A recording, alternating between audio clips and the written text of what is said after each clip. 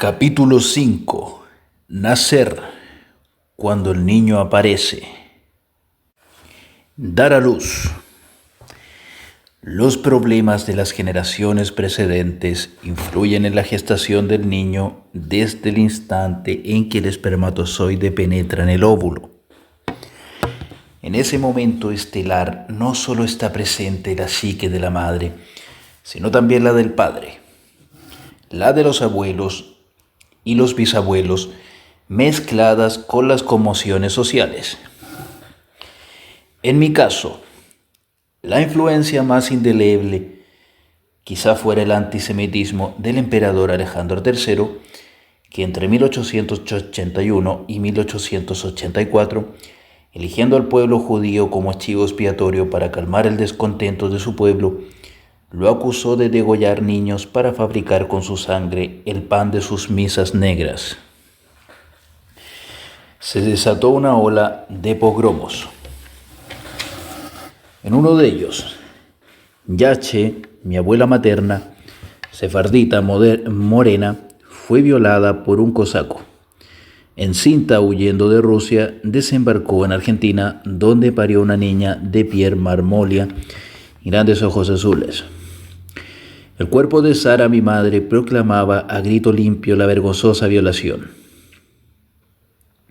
Yache, para justificar la normal belleza de su hija, inventó un bailarín clásico que abandonó por ella su prometedora carrera artística, huyendo ambos a Sudamérica. Desgraciadamente pereció quemado al subirse para encender una lámpara en un barril de alcohol, cuya tapa se hundió a causa de su peso.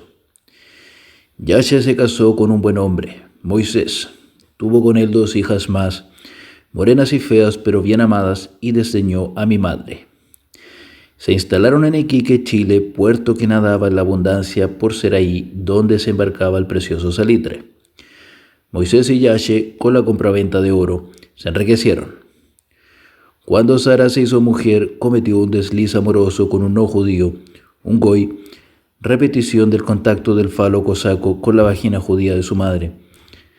Para evitar el escándalo, la casaron con Jaime, un muchacho pobre que aceptó a cambio de la instalación de un negocio de ropa. El himen partido como lo hizo Moisés con Yache. Por desgracia, Teresa, la madre de mi padre, después de la noche de bodas, fue al cuarto nupcial a examinar las sábanas. Al no encontrar ninguna mancha de sangre, se asomó a la ventana y a gritos acusó a Sara de puta. Jaime, para eludir la vergüenza pública, amenazó con proclamar haber sido engañado. Un nuevo montón de dinero le cerró la boca. Ambos, Sara y Jaime, atados por el que dirán, fueron a instalarse a Tocopilla, lejos del chismorreo de la colonia judía. Oprimidos por ese estrecho pueblo, vivieron odiándose. Mi madre, humillada, se negaba cada vez que mi padre trataba de poseerla.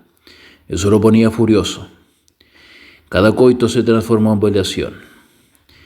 Yache había sido violada. Sara fue violada. Y tal como le ocurrió a ella, yo fui engendrado por un esperma agresivo y un óvulo víctima. En mi memoria celular quedó grabado el terror hacia el hombre brutal. Lo había sentido mi abuela, luego mi madre y después yo, aunque ese sentimiento no era mío sino de ellas. Nací temiendo a mi padre. Cuando él se acercaba a la cuna, yo lanzaba alaridos de terror. Nunca cesé de temerle y también de imitarlo.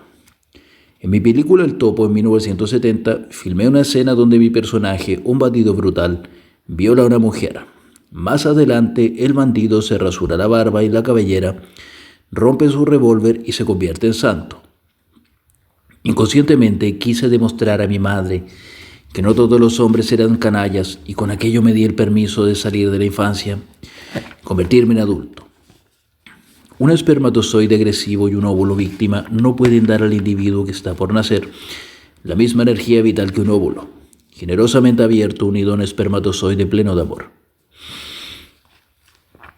En las células todo está inscrito, el sufrimiento y el éxtasis, el pasado repetitivo y el futuro creador, lucharán durante el transcurso de nuestra existencia, reproduciendo constantemente el momento en el que la vida se instaló en la primera célula.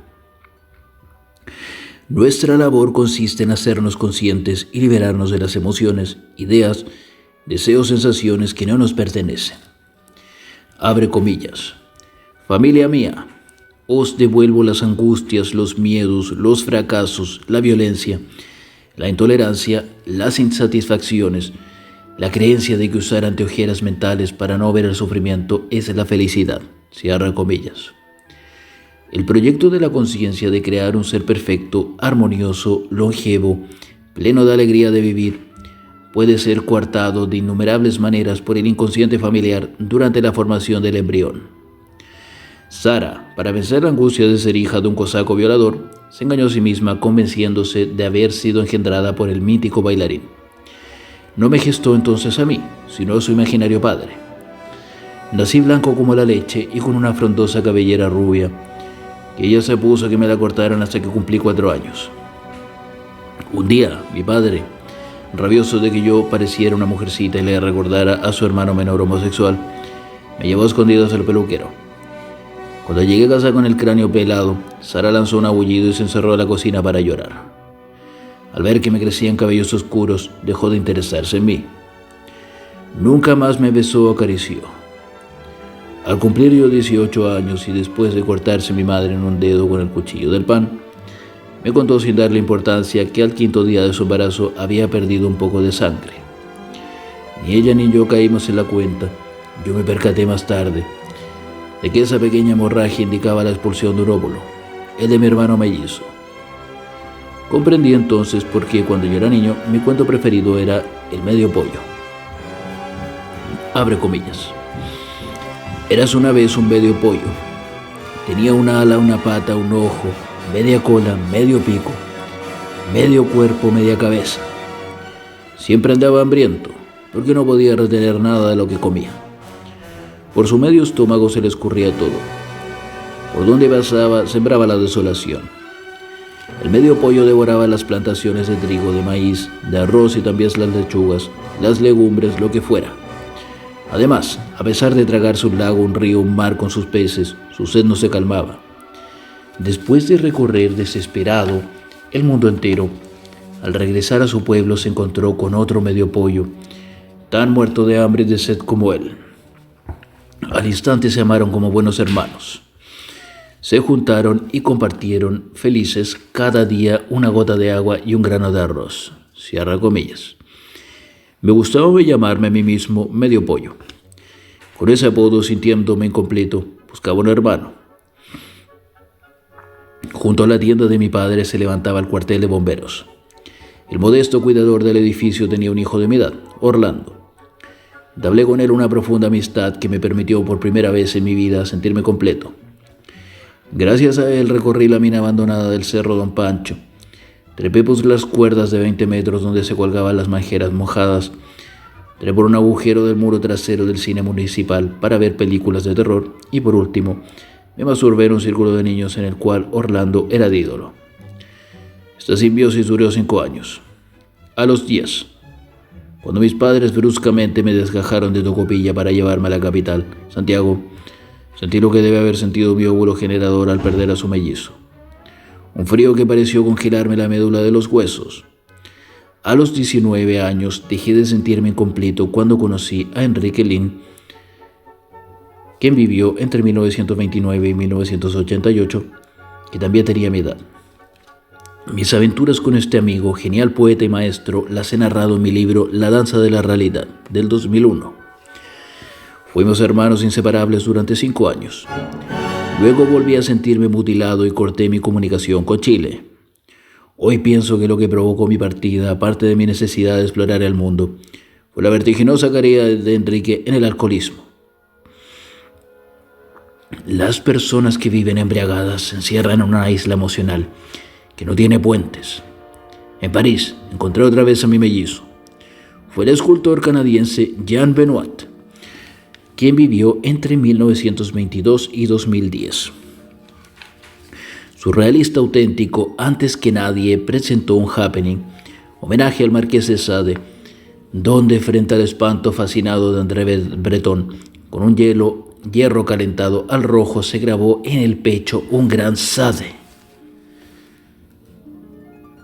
Durante 5 años nos divertimos como hermanos, creando escándalos liberadores en las fiestas burguesas. Una vez Benoit, ante la indignación de los comensales, sodomizó un pollo asado. De pronto, movido por un proyecto irracional, emigré a México sintiendo el conocido frío en mis huesos. En la gran capital mexicana, como un milagro, encontré a un auténtico maestro zen, E.J. Cata, que vivió entre 1928 y 1997, de mi misma edad. Nunca proyecté a mi padre en él, como hacían los demás discípulos, sino a mi misterioso hermano mellizo. Ayudado por este santo japonés, aprendí a sobrepasar mis límites mentales y dar, como decía él, pasos en el vacío. La aventura espiritual que viví con él la he relatado en mi libro Maestro de las Magas, del 2005. Emigré con la brusquedad acostumbrada a Nueva York. Fue entonces cuando había estudiado la memoria celular. Se me hizo evidente que mi madre me había expulsado el óvulo mellizo. Ausencia tan dolorosa que me obligaba a cortar con mis amigos. No eran ellos los que desaparecían, sino yo, el constante migrante. Temiendo no poder soportar el dolor de la muerte de mis amigos, prefería eliminarme a mí mismo. Mi madre, no pudiendo borrar de su inconsciente el cosaco violador, imaginaba que su madre había sido inseminada por 2 hombres, el bandido y el bailarín sublime. Por el deseo que en general tienen las niñas pequeñas de engendrar un hijo con su padre, al tener a ella 2, se embarazó de mellizos. Su organismo eligió entre las 2 opciones, o generaba la reencarnación del cosaco violador, o la del bailarín mítico. Eligió la segunda opción, eliminó la primera.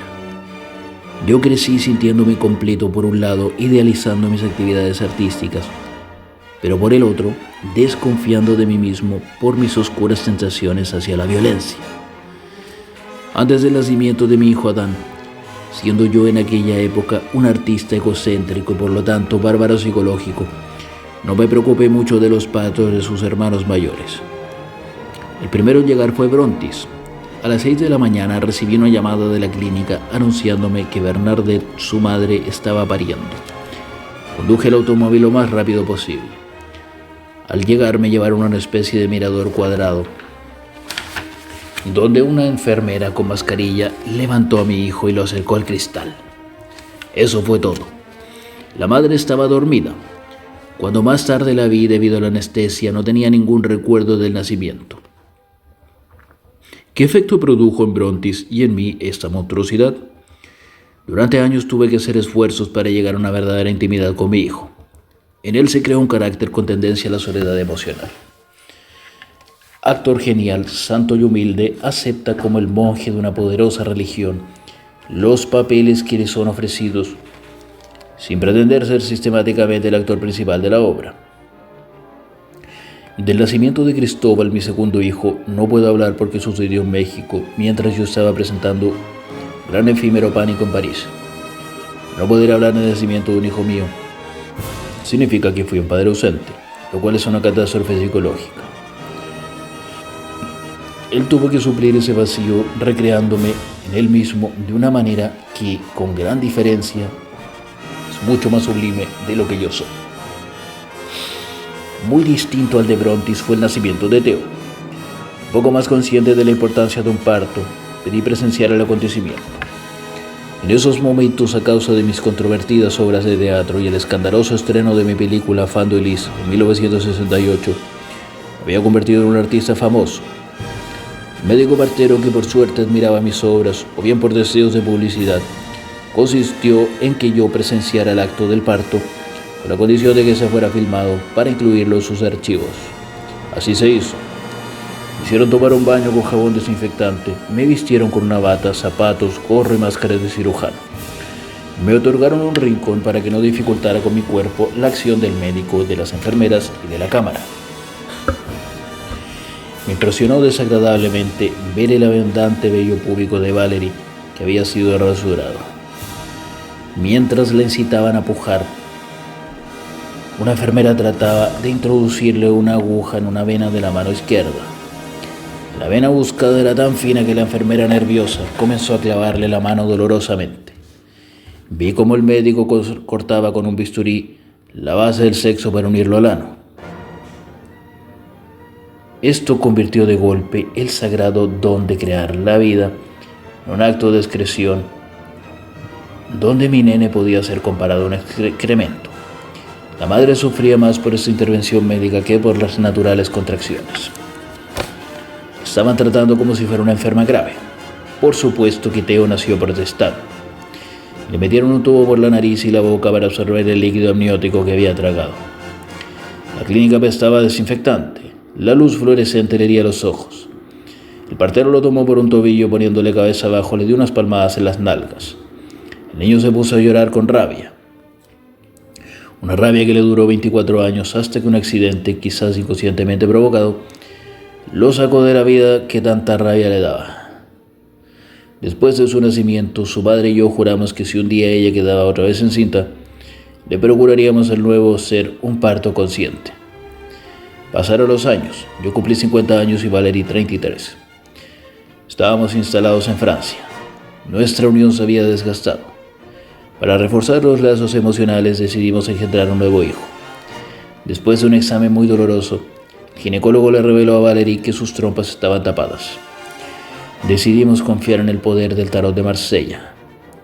Colocamos en la pared de nuestro dormitorio una reproducción de 90 por 45 centímetros de las de bastos, símbolo sexual activo, junto a las de copas, símbolo emocional receptivo. Elegimos una fecha precisa guiados por el calendario azteca. Esa fecha nos indicó en qué posición debíamos realizar el coito sagrado. Prendimos incienso, nos alumbramos con 3 velas, negra, blanca y roja, los colores de los trabajos alquímicos. Y después de acariciarnos un largo rato, comenzamos el rito. A medianoche estábamos concentrados con todo el cuerpo y el alma en este acto de amor cuando sentimos un pequeño ruido detrás de la ventana que daba al balcón. Miramos con disimulo, vimos las siluetas de Brontis, Cristóbal y Teo que nos estaban espiando. ¿Qué hacer? Nos dijimos, abre comillas. Ya nos vieron. Estamos realizando un acto sagrado, por lo tanto, bello. No tenemos que avergonzarnos y culpabilizarnos. No nos demos por enterados de su presencia. Continuemos. Cierra comillas. Es así como con nuestros 3 niños de testigos, podría decir que milagrosamente engendramos a Adán. Durante los 9 meses de su gestación, me preocupé de estar siempre presente, de hablar con el feto acariciando el vientre de mi esposa, viviendo con ella el proceso desde el punto de vista del bebé, convirtiéndolo en protagonista del parto.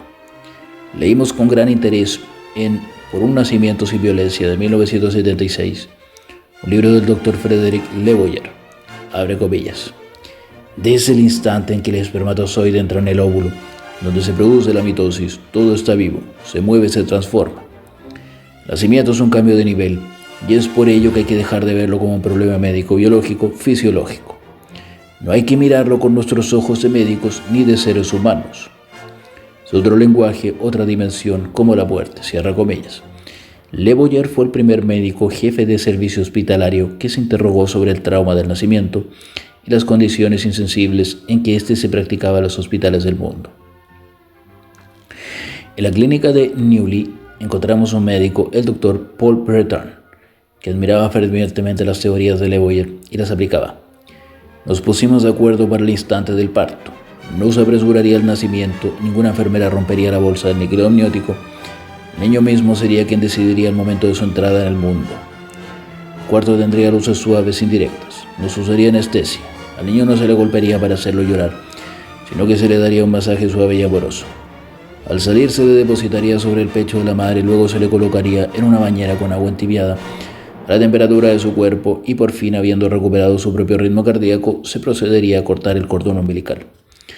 A pesar de que todas estas proposiciones me parecieron acertadas, discutí con el Dr. Breton ciertas declaraciones de su maestro.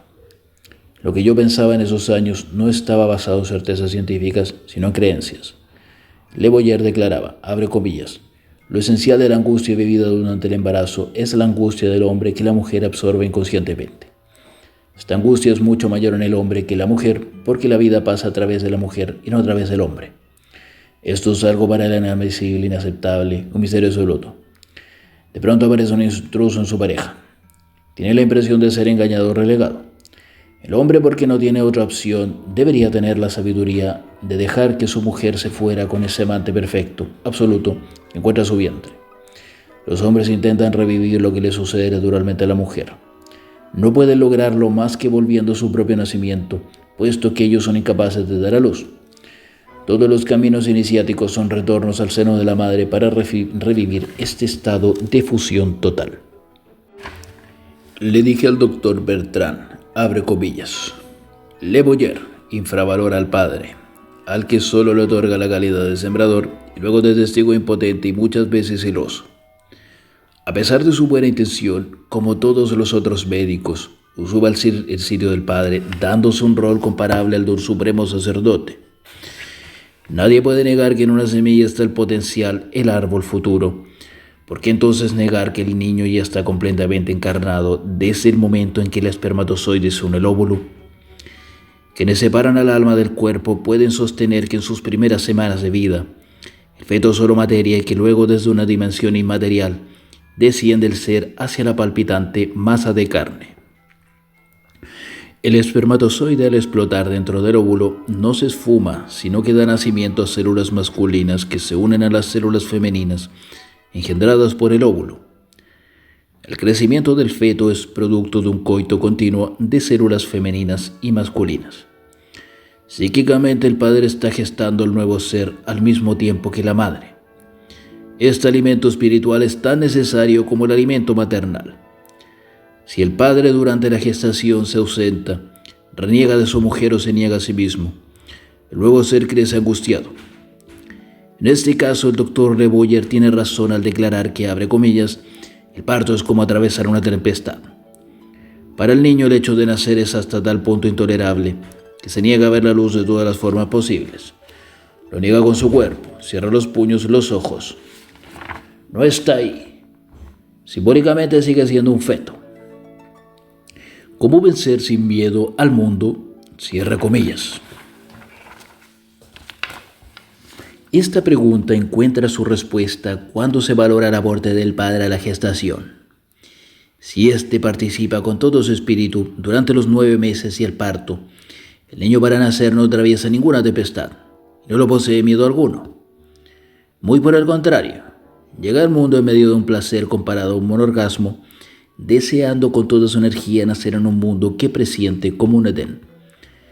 Apenas surge de la vagina, deja de ser un feto y no desea volver nunca más al vientre que lo parió. De la misma forma que una mariposa no desea volver a hundirse en el capullo dentro del cual se gestó. Si el padre está ausente durante el desarrollo y el parto, la madre en complicidad con el médico se hace invasora, erigiéndose en dueña absoluta de su hijo, quien a causa de esta posición permanecerá la infancia toda su vida, deseando retornar al seno materno, por no considerarlo un lugar feliz, sino para recibir ahí lo que se le debe, el aporte materno que le permitirá dejar de ser un feto persistente, cierre comillas. Estas creencias mías, aunque no científicas, tuvieron el mérito de hacer que el doctor Bertrand me permitiera asistir al parto de mi esposa acompañado de mis 3 hijos, Brontis de 15 años, Cristóbal de 12 y Teo de 8. Nadie nos disfrazó de cirujanos como desinfectantes, simplemente nos dimos una ducha. Luego pudimos colocarnos junto a Valerie, vestidos con la ropa de diario. Los niños a un lado de ella y yo frente a sus piernas abiertas. Por imposición de la clínica, tuvimos que aceptar que pariese la humillante mesa de metal. El doctor y la comadrona se colocaron discretamente detrás de nosotros para intervenir en caso de una complicación. Valerie, así rodeada por su familia sin ninguna angustia, con un dolor mezclado a un goce sexual, empujó con fuerza 4 veces. Vi surgir la cabeza de mi hijo mirando hacia el suelo. De inmediato, armoniosamente, comenzó a gritar. Sacó al exterior su brazo derecho, luego el izquierdo, y así en cruz con la cara hacia arriba, pareció esperar que lo tomara entre mis manos y terminara de extraerlo. Y eso hice. Habíamos decidido aceptar lo que el universo nos diera. Toda la ropa que preparamos era de color violeta pálido, ni rosada ni celeste, para que cualquiera que fuera su sexo le sirviera. Al ver sus testículos, que a todos nos parecieron enormes, exclamé sin haberlo pensado antes: ¡Adán! Más tarde me di cuenta que Adán era el primer hombre nacido con felicidad, tanto en el árbol genealógico de Valerie como en el mío. Coloqué al pequeño y sonriente Adán sobre el pecho de su no menos sonriente madre. También sonreíamos Brontis, Cristóbal, Teo y yo. Después de haber sido sumergido en una pequeña bañera con agua tibia, donde hizo gestos de nadar, vino el momento de cortar el cordón umbilical. Me ofrecieron una tijera. Comencé a rebanar ese sólido tubo, pero me detuve. Sentí que no era a mí el que le correspondía tan importante acto, sino a la madre. En el reino animal, las hembras cortan su cordón umbilical con los dientes. La madre, asumiendo ese corte, reconoció que el niño ya no era una víscera ni un órgano suyo, sino un individuo completo que, gracias a sus cuidados, los míos y los de sus hermanos, alcanzaría la independencia, convirtiéndose en adulto responsable de su propio destino, no encerrado en un capullo familiar, sino abierto al mundo. Hoy en día Adán se acuerda con agradable emoción de su nacimiento. Nacer no es una dolorosa pérdida del paraíso intrauterino. Es el mismo placer que experimenta una flor al abrirse. Del nacimiento a la natividad. Gestación, parto, nacer y renacer. Desde el inicio del embarazo, la vida llega como una explosión de júbilo. Si no hay nada que se oponga a su desarrollo, el óvulo fecundado se transforma en embrión, después en un feto que crece durante 9 meses hasta nacer en plena alegría, en un acto de cooperación total con la madre. Este sería el desarrollo ideal de nuestra aparición en el mundo. La esencia de nuestro organismo no es la materia que lo compone ni la energía que lo produce, sino algo a lo que podríamos denominar quizás voluntad de la conciencia, que precede tanto a la materia como a la energía. Dicha voluntad existe desde antes de la gestación del feto y sin ella nuestro nacimiento no sería posible. El padre y la madre no han adquirido previamente un nivel de conciencia elevado. Lo que hacen es engendrar hijos motivados meramente por un instinto de propagación de la especie y movidos por un deseo inconsciente de ser imitados. Antes del niño de carne y hueso, lo que existe es un niño imaginario sin una verdadera individualidad, del que se espera que realice los proyectos que más le satisfaga las necesidades familiares. El niño entonces no se tiene para que él se realice a sí mismo, sino para que sus padres se realicen a través de él. Pero si el nivel de conciencia de los padres es elevado, ellos respetarán la individualidad del ser que viene al mundo, sin sobrecargarle con proyectos previos, con un destino ya trazado con sus propias proyecciones y repeticiones. Y esto no solo de palabras, sino también de hecho, aunque incluso les cueste. En la práctica, gestación y nacimiento se ven a menudo afectados por una serie de accidentes y de traumas más o menos graves, cuyas consecuencias serán un lastre más o menos pesado durante nuestra vida futura. Para comprender debidamente el árbol genealógico, una de las etapas esenciales por las que hay que pasar consiste en la revisión, por una parte, de las circunstancias de nuestra concepción, gestación y nacimiento, y por otro, en interesarnos en la forma con la que el resto de miembros de nuestro árbol fueron asimismo concebidos, esperados y traídos al mundo. Pues el impacto de traumas prenatales resulta esencial y duradero en el linaje. Como en el resto de temas que se tratan en este libro, lo primero que veremos aquí es cómo esta losa del pasado ha deformado todo este desarrollo.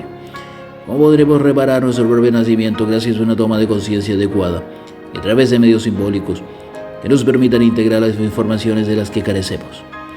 El recuerdo de un nacimiento traumático puede verse completamente por nuevos elementos que nos permitan renacer metafóricamente, liberados ya de esas mortíferas huellas. Fecundación, gestación y nacimiento. El peso del linaje. Al cabo de 8 semanas, el óvulo fecundado se transforma en embrión y después en feto. Durante ese breve periodo de tiempo, la célula inicial a una velocidad constante se divide y se multiplica por sí misma 8.000 millones de veces. Poco a poco se van desarrollando los receptores sensoriales y afectivos, gracias a los cuales el feto comienza a interactuar con su madre y con su entorno líquido. Estos estímulos, a su vez, van a modelar los sistemas nerviosos y endocrino, las áreas sensoriales y motrices, el hipotálamo, la hipófisis y todos esos lugares todavía misteriosos, donde residen el inconsciente y el supraconsciente. La energía que propulsa el crecimiento del sistema nervioso durante las primeras 8 semanas de la gestación es una pujanza tal que si llegara a continuar con su inercia, en el espacio de 9 meses de gestación, el cerebro alcanzaría las dimensiones del planeta Tierra. Se podría decir que es la misma fuerza que ha hecho nacer los soles, las galaxias y el universo entero. Pero si los padres son prisioneros del pasado, de los requerimientos del árbol genealógico, de un nivel de conciencia limitado, opondrán ante este júbilo vital sus frenos corporales y espirituales. Será un sufrimiento que el feto padecerá a su vez de una forma u otra. Esta clase de frenos pueden ser de una naturaleza muy concreta: desgracias y aflicciones, una alimentación tóxica, consumo de drogas, abuso de alcohol, etc.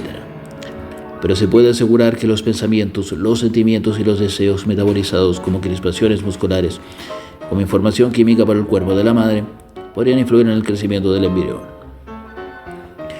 Todos los científicos se muestran de acuerdo a la hora de afirmar que los comportamientos de la madre tienen una influencia determinante sobre el niño que va a nacer. Hace 30 años, nadie habría siquiera soñado con prohibir a una mujer encinta que fumara, hecho que, según se sabe hoy, puede tener una influencia sumamente negativa en el desarrollo del bebé. Algún día se demostrará probablemente la forma en la que ciertos pensamientos, sentimientos o deseos pueden ir asociados igualmente al desarrollo armonioso del niño o, por el contrario, servir de obstáculo para el mismo. La fuerza de la vida que preside el desarrollo del niño que está a punto de nacer es ya la de una persona en pleno derecho. Al igual que un grano de cereal contiene potencialmente la planta futura en toda su perfección, de la misma manera, desde que se unen el óvulo y el espermatozoide, una persona comienza a tomar forma potencialmente completa, con su parte correspondiente de la conciencia cósmica. Es el universo entero el que toma cuerpo. Sin embargo, un embarazo de cada 6 o de 4, según las estadísticas, no llegará a su término. La mayor parte de los abortos naturales tienen lugar dentro de las 8 primeras semanas de embarazo. Los médicos se muestran de acuerdo al pensar que esta es una circunstancia que se produce para bien, porque el ser que ha desaparecido no era viable. Por ejemplo, por ser portador de alguna anomalía cromosómica.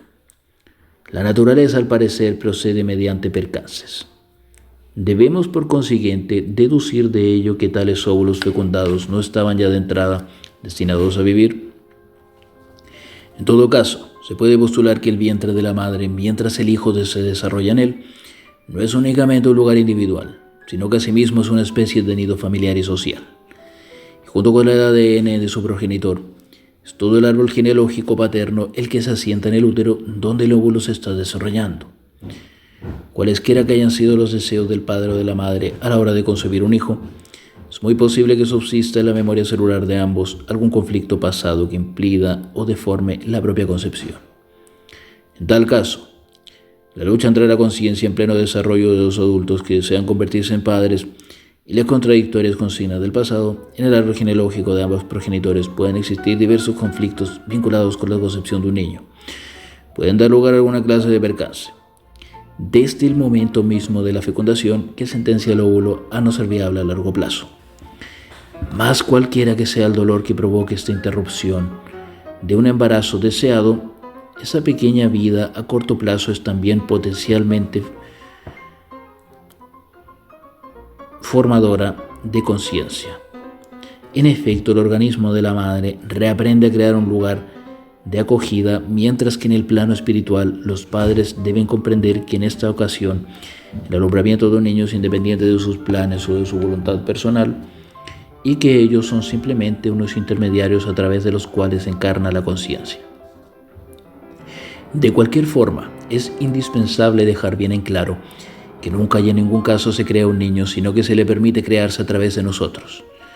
Los padres deben aceptar convertirse en un canal de la conciencia cósmica, aunque también y en cierta medida permanecer siendo el receptáculo de las tradiciones y de los requerimientos del linaje. La dinámica entre las fuerzas del pasado y las del futuro actúan en los 4 centros.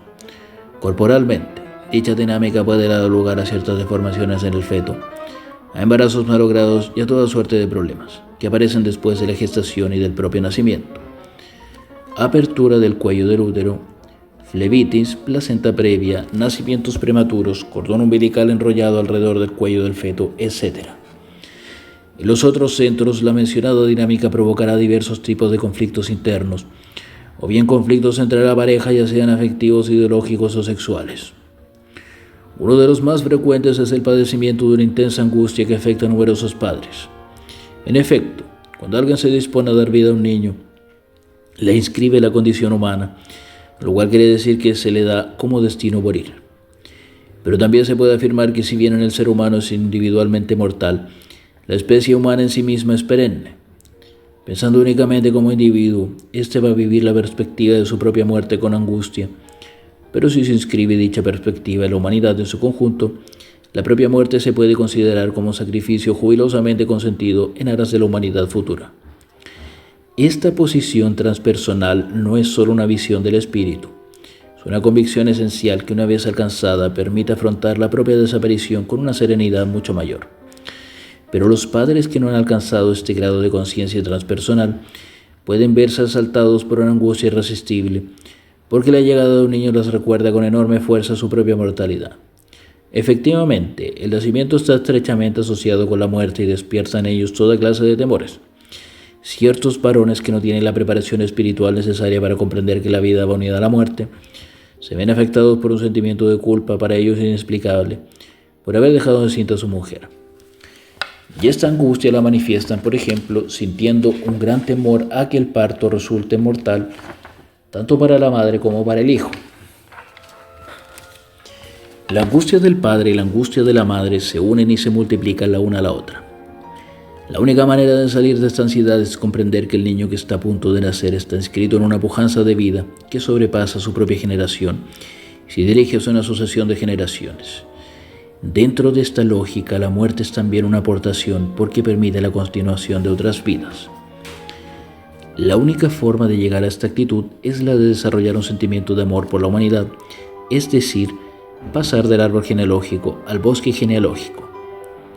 Toda la gestación será el campo de batalla, el terreno de juego en el mejor de los casos, donde se enfrenten las fuerzas del pasado, que desean hacer del niño una prolongación de su linaje, y las del futuro, que entienden al niño como un ser destinado a su propia realización.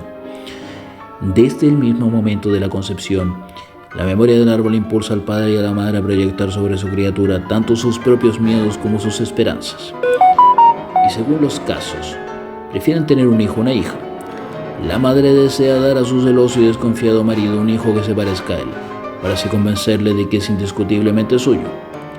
Y el padre, por su parte, lo que desea ver nacer es una niña con los ojos del color de los de su madre, muerta cuando él todavía era un niño. Ambos sueñan con traer al mundo unos seres que obtengan de la vida todo lo que ellos no han podido conseguir. Los padres, atrapados en la trampa del árbol genealógico, se pierden entre sus fantasmas en lugar de proponerse traer a este mundo un ser lo más libre posible. Cuanto más conscientes sean los padres, más podrán hacer ayudar a su hijo a desarrollar su ser esencial, aceptando el hecho de que no es a ellos quienes pertenece, sino que el niño pertenece al mundo. Muy a menudo, y a pesar de que los padres tengan inicialmente las mejores intenciones, quien triunfa la trampa que les tiende el árbol genealógico, de forma tal que los adultos se encuentran de nuevo utilizando a su propio hijo como un instrumento de compensación para encontrar soluciones a sus problemas no resueltos. ¿Y qué entendemos nosotros por la trampa del árbol genealógico? La trampa del árbol es la no realización profunda de los padres, quienes en lugar de realizar el proyecto de vida que portan en sí, se dejan arrastrar hacia atrás por la costumbre, la mediocridad, el pesimismo y el sufrimiento. Si en el momento que se unieron su visión sobre su propio porvenir estaba fundamentada sobre todo y ante todo en fundar una familia, es decir, en repetir un modo de vida recibido de generaciones anteriores, la familia en cuestión estaría deformada desde el mismo momento de la inseminación, enteramente estigmatizada por la repetición del pasado. Si el hecho de tener un hijo tiene como fin perpetuar su linaje, salvar a la pareja de la separación, dotar a la mujer que no sabe qué hacer con su vida de un rol a desempeñar, salvaguardar el patrimonio familiar y que éste pase a un heredero, colmar el vacío dejado por un niño, en tales casos, servir de recipiente al alma de un ancestro difunto, etc. En tales casos, la concepción del bebé tiene lugar en una atmósfera patológica. Desde el instante de la fecundación, el nuevo ser cae en la trampa que le ha tendido el árbol genealógico. Son muchas las neurosis que comienzan en el momento mismo en que el óvulo es fecundado por el espermatozoide.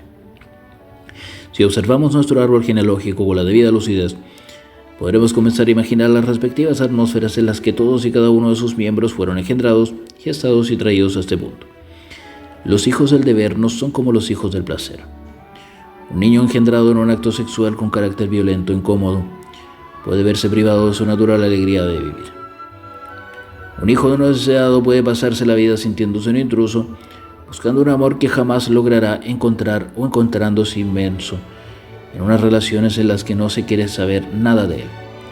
Igualmente, todo intento que hubiera podido haber para eliminar al feto permanece grabado en la memoria celular como una más de las programaciones para morir. Son muchos los adultos que, habiendo recibido la orden de desaparecer del vientre de su madre, arrastran a lo largo de una vida exitosa en apariencia la impresión lacerante de que ellos no tienen derecho a vivir. Los casos de que la madre es toxicómana, fumadora empedernida o alcohólica, el embrión se desarrolla nutriéndose de sustancias tóxicas que absorbe como si fueran su energía legítima. En consecuencia, después de nacer puede convertirse en una persona inquieta, angustiada o que busca mantener relaciones con personas autodestructivas. Cuando los padres no han celebrado duelo por un hijo anterior fallecido por un embarazo malogrado y engendra después un nuevo niño con el deseo de reemplazar al ausente, ese nuevo hijo vivirá durante toda su vida bajo la sombra del fantasma inicial, como si fuera una especie de muerto viviente. Las personas que se hallan en semejante situación describen frecuentemente la existencia en ellas de un sentimiento de parálisis hacia ciertas actuaciones, que sin embargo desean llevar a cabo, algo así como un malestar generalizado difuso, como la impresión de vivir nada más la mitad de su vida o la de haber sido vampirizadas por una fuerza desconocida. Cuando la madre olvida durante estas primeras semanas tan determinantes que está embarazada, puede ser debido a que alguien de su entorno reclama toda su atención, debido a un accidente o una enfermedad, o a que su trabajo o su actuación en el mundo acapara toda su energía. En tal caso, el niño corre el riesgo de no sentirse amado o de verse incapaz de retener la atención de sus padres. Posteriormente, puede desarrollar enfermedades crónicas, por ejemplo, un eczema imposible de tratar, cualquier otra dolencia que obligue a la madre a fijar toda su atención en él. Los conflictos emocionales ejercen también una notable influencia sobre el embrión. El hecho de que los padres se detesten da lugar a que el niño nazca siendo incapaz de quererse a sí mismo y tenga una inmensa dificultad a la hora de mantener una relación íntima durante un tiempo prolongado, incluso que sea capaz de permanecer mucho tiempo en un mismo empleo. Si la madre está secretamente enamorada de otro hombre distinto del padre oficial, ese secreto pasará al hijo de diferentes maneras, como por ejemplo, impulsándole a justificarse sin cesar, sintiéndose culpable sin razón o incluso despreciándose a sí mismo. Sería imposible elaborar una lista de todas las circunstancias que desde los 2 primeros meses de embarazo pueden deformar el impulso vital que el niño a punto de nacer lleva dentro de sí. Sin embargo, sí que podremos considerar cuál sería la situación ideal, esa en que ambos padres, profundamente enamorados el uno del otro, se sienten liberados de los dictados de su árbol genealógico. Son conscientes de su proyecto de futuro y se muestran deseosos de traer al mundo a un ser que pueda realizar plenamente su propio potencial. Este niño será engendrado en el seno de un gran placer tanto erótico como amoroso, gestado con un alto nivel de conciencia y protegido después por sus padres, quienes navegan con soltura sobre las difíciles aguas políticas, económicas y sociales de su época. Pero hay que decir también que la mayoría de los árboles genealógicos, estas circunstancias no se dan. Por esto es necesario tener muy en cuenta la calidad de la relación de la pareja, la intención que preside la propia concepción del niño y las condiciones de vida de los adultos en el momento del embarazo y del nacimiento. Durante los 9 meses que dura la gestación, todas las fuerzas físicas que se hallen presentes van a continuar actuando sobre el feto. Numerosos casos. El vientre materno no es el paraíso mítico que se suele describir en algunas ocasiones, sino más bien una prisión agresiva donde el niño va a recibir informaciones sumamente contradictorias. El líquido amniótico, la placenta y el útero transmiten al feto el estado de la madre. Y si ésta conscientemente o no considera al feto como un intruso, su organismo reaccionará de la misma forma que lo haría ante una enfermedad o un tumor y agredirá al feto tratando de eliminarlo. Protegido hasta una cierta medida por la placenta, el feto protestará a su manera, aunque seguirá siendo incomprendido. Por otra parte, es posible que esta alianza prenatal con la placenta, que asuma entonces el papel de verdadero defensor del feto, pueda quedar grabada en la psique del niño como una relación integral. Este tendrá después la impresión inexplicable de haber perdido un hermano gemelo o a su doble en el momento del nacimiento. La separación de la placenta, su protectora contra las agresiones del árbol genealógico, la vivirá como una pérdida. Cuando un parto es difícil, el comentario habitual es atribuir al bebé la responsabilidad de esta adversidad. Abre comillas. Eras demasiado grande y además tardaste un día entero en nacer. Tu madre sufrió muchísimo. Cierra comillas, abre comillas. Estabas colocado en algas y han tenido que practicar a tu madre una cesárea. Cierra comillas, abre comillas. Tenías el cordón umbilical enrollado. Te daba 3 vueltas alrededor del cuello. Cierra comillas, abre comillas. Estabas tan ansioso de nacer que naciste en el 7º mes. Cierra comillas, abre comillas. No querías salir y te tuvieron que sacar con forceps. Cierra comillas, etc. Todas esas expresiones son falsas y culpabilizan inútilmente al niño o al adulto, cometiendo además cruel injusticia e ignorar los sufrimientos que ha tenido que pasar al tener que abandonar su único mundo conocido, el vientre materno, por ese otro desconocido, el de sus semejantes. En realidad se debería formular, y siempre en primera persona del plural, qué es lo que se oculta tras la pareja parental y tras todas las nefastas influencias del árbol genealógico sobre la madre y el bebé. En vez de las expresiones anteriores, emplear estas otras sobre este mismo nacimiento en el que el niño ha sido ante todo una víctima. Abre comillas. Nosotros te hemos hecho crecer más allá de lo razonable. Has debido de sufrir mucho durante este día entero en el que te has estado esforzando para poder nacer. Nosotros te habíamos dado la vuelta impidiéndote nacer como tú querías, con la cabeza por delante. Cierra comillas, abre comillas. Nosotros enrollamos el cordón umbilical en tu cuello. Perdónanos por haberte estrangulado. Cierra comillas, abre comillas. Nosotros te hemos expulsado al 7º mes a pesar de que tú tenías derecho a permanecer aún ahí 2 meses más para así poder desarrollarte plenamente. Cierra comillas, abre comillas. Nosotros somos quienes te hemos impedido salir y después te hemos lesionado en el cráneo con las forceps. Cierra comillas. Y es que todas estas deformaciones en la gestación y en el nacimiento se pueden encontrar luego en el impulso vital del bebé, que lo único que pretende es desarrollarse armoniosamente y nacer con toda felicidad. Ciertas teorías psicoanalíticas, así como algunas corrientes budistas, sostienen que la desgracia inicial de un ser humano se encuentra en el mismo hecho de haber nacido. Nosotros, por nuestra parte, sostenemos todo lo contrario. Es decir, que esa desgracia inicial radica en no haber podido experimentar, a causa de las repeticiones neuróticas del árbol genealógico, la inmensa felicidad que es nacer. Todos los nacimientos deformados generan además una angustia suplementaria, la de no saber abandonar un mundo determinado para ir a otro. La persona que nace prematuramente o con retraso por medio de una cesárea con la ayuda de forceps, o prácticamente estrangulada por el cordón umbilical, se encontrará con que ciertos momentos claves de tu rutina en los que hay que nacer a una situación nueva, padecerá la misma angustia que aquel bebé que, nacido en condiciones deficientes, no sabe pasar de una realidad a otra sin sufrir. Una persona que está en esa situación para evitar reproducir las circunstancias de su nacimiento, cabe que organice toda su vida de manera que no tenga que vivir nunca más una mutación, eliminando así el riesgo de vivir la insufrible angustia que lleva asociada a la noción del nacimiento. Esta fijación puede localizarse en uno de varios centros. Se puede no evolucionar nunca efectivamente y quedarse en la infancia permanentemente. Fijar las ideas de una manera rígida e inflexible, o incluso vivir una sexualidad que no alcanza nunca su forma adulta.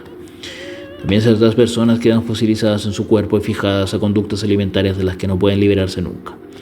Por otra parte, sin embargo, el árbol genealógico no es el único que puede influir sobre el nacimiento. La sociedad y la cultura pueden intervenir en él y de una manera extremadamente nociva. La imposibilidad y quizás la envidia de los varones ante el hecho esencial femenino de poder gestar y parir ha provocado especialmente en Occidente una excesiva medicalización del nacimiento a lo largo del siglo XX, que ha experimentado sus efectos nocivos y que causan estragos incluso hoy en día, a pesar de la concienciación sanitaria que existente a partir de los años 1970. ¿Cuántas mujeres se quejan en la actualidad de haber sufrido tratamientos aberrantes, entre los que destaca la cesárea de conveniencia o el parto provocado para adaptarse a la disponibilidad de tiempo del médico? Todos los primeros cuidados que se dan al niño, corte del cordón umbilical, baño de lactancia, son gestos de una importancia crucial que se grabarán para siempre en la memoria celular. A ese respecto, la institución médica ha venido cometiendo a lo largo de todo el siglo pasado una serie de errores extravagantes, cuyas huellas padecen aún la mayoría de las personas. Cordón umbilical cortado demasiado pronto. Sufrimientos inútiles infligidos a los neonatos. Ideologías delirantes relacionadas con la lactancia. La menor de ellas era la desinfección de los pezones durante la década de 1960-1970. Muchos médicos prohibían a las madres amamantar a sus hijos durante las primeras 24 horas y pedían que los alimentaran solo con agua azucarada, mientras que otros al servicio de la industria alimentaria pretendían convencer a las mujeres de que las leches maternizadas eran mejores para el niño que la propia leche de la madre. Asimismo, se puede citar aberraciones culturales como por ejemplo las que llevan a los padres a matar o abandonar a su bebé si éste es una niña, hecho que ocurre en algún país oriental donde el nacimiento de una hembra resulta completamente despreciable. Pero incluso en Occidente, cuántas niñas pequeñas nacen percibiendo desde sus primeros minutos de vida la decepción que se produce en sus padres al verla porque esperaban un varón. Esta decepción es tan tangible que cuando se hacen adultas muchos consultantes dicen guardar en su memoria un recuerdo muy vivido de este hecho. Estos traumas que se producen durante la gestación y el nacimiento dejan severas huellas en la vida de las personas afectadas. Sin pretender elaborar un cuadro de correspondencia exhaustivo, se pueden dar algunas pistas. Una gestación peligrosa para el feto, cuando activa o inconscientemente la madre ha intentado eliminarlo, generará en él depresión, falta de autoestima e impulsos autodestructivos. Un estrangulamiento con el cordón umbilical, según algunas culturas, produce niños artistas, pero también es un vector de angustia creadora y de fracaso nervioso, pues en el momento en que se produce el niño se ve retenido por un vínculo con el pasado, el cordón simbólico, que le produce una angustia de muerte inminente. Posteriormente, la persona afectada por dicha circunstancia podría vivir con un miedo a la realidad, que de hecho es el miedo a la madre. El suicidio por ahorcamiento es en sí mismo un eco de dicho estrangulamiento inicial. Un nacimiento con carencia respiratoria produce una inmensa rabia. El niño que traga líquido amniótico vivirá con una traición la acción de la madre que no ha colaborado con él. Ciertos estudios científicos demuestran que una merma respiratoria de más de una hora de duración durante el nacimiento provoca el riesgo de suicidio, que se verá incrementado durante la adolescencia. Los nacimientos de nalgas devuelven al bebé al pasado e inscriben en su memoria miedo al porvenir o un sentimiento de impotencia de cara al futuro. A partir de entonces pueden conducir al niño o al adulto en su caso a un estancamiento en su progresión.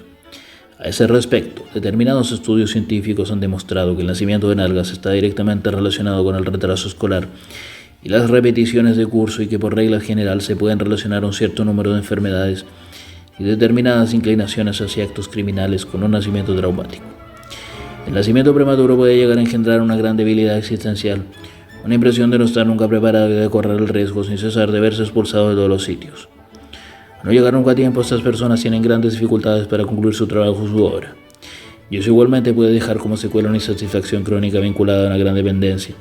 Un recuerdo de la época en la que el bebé, demasiado débil como para sobrevivir, habría tenido que recibir cuidados extensivos, aunque inadaptados a sus reales demandas existenciales. Un parto tardío en el que el bebé demasiado grande ha visto desaparecer el líquido amniótico hasta el punto de nacer deshidratado y medio consumido, generará en él una persistente rabia, una manía a llegar siempre tarde y también la fobia a quedarse en algún lugar que, como un útero materno, podría convertirse al final en una dolorosa prisión para él. Esta reclusión inicial en el seno materno puede engendrar una notable temor al compromiso, así como una serie de problemas físicos en los hombres, como dificultades de erección o eyaculación precoz vinculadas a un gran terror al vientre materno. Los nacimientos con forceps en los que el médico interviene como un sobrenatural e hiriente Deus ex machina pueden llegar a engendrar a los adultos incapaces de pasar a otra cosa, sin una ayuda exterior. Personas que se acantonarán situaciones poco satisfactorias antes de arriesgarse a una mutación abocada al fracaso. Estas personas pueden llegar a sufrir una falta de voluntad crónica y tener la impresión de que son incapaces de ayudarse a sí mismas. El parto por cesárea no es un nacimiento, es una extirpación. En efecto, el niño es extraído del vientre de la madre como si fuera un tumor, hecho que puede generar en el futuro una fuerte infravaloración de la persona. Un niño nacido por medio de cesárea vivirá con la impresión de no haber nacido nunca, de no pertenecer a este mundo y no conocerá jamás esa caricia final de la vagina materna, algo que dejará en él una insatisfacción muy profunda. No habiendo podido experimentar esa colaboración inicial con su madre, el niño puede tener dificultades para colaborar en sus actividades futuras.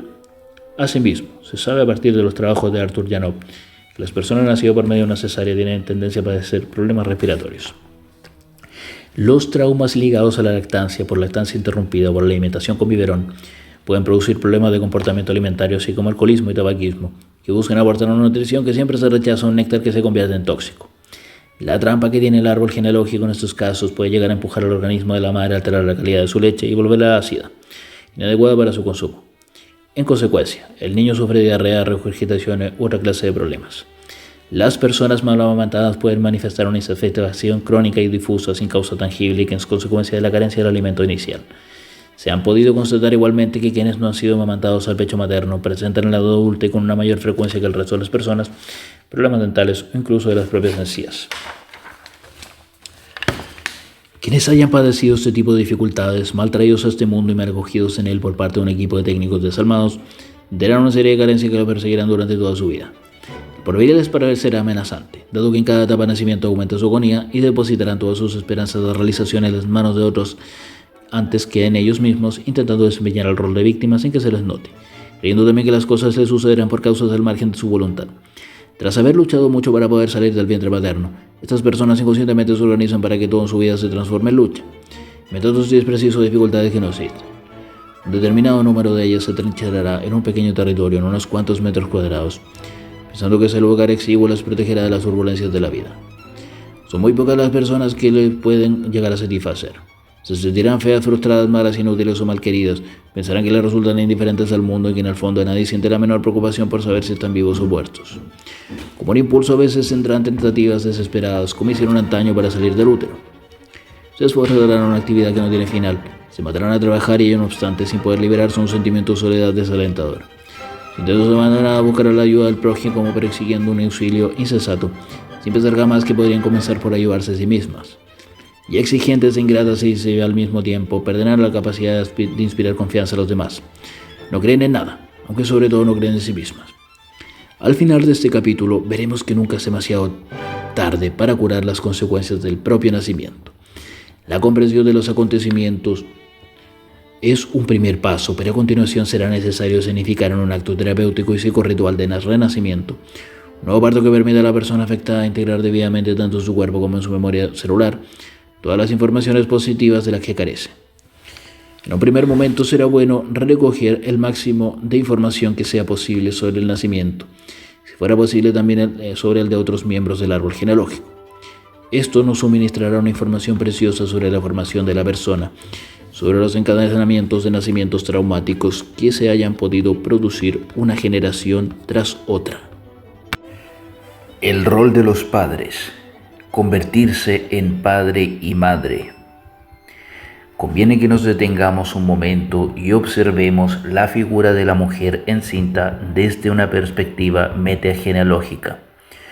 Una gestación, y muy particularmente si es la primera, constituye una conmoción enorme. Un cambio radical en el plano hormonal, físico, emocional y mental. Por otro lado, la mujer encinta se convierte, a causa del hijo en formación, en el punto de referencia de toda suerte de padecimientos, creencias, frustraciones y amarguras, provenientes no solo de su propio árbol genealógico, sino también del árbol del padre de su hijo.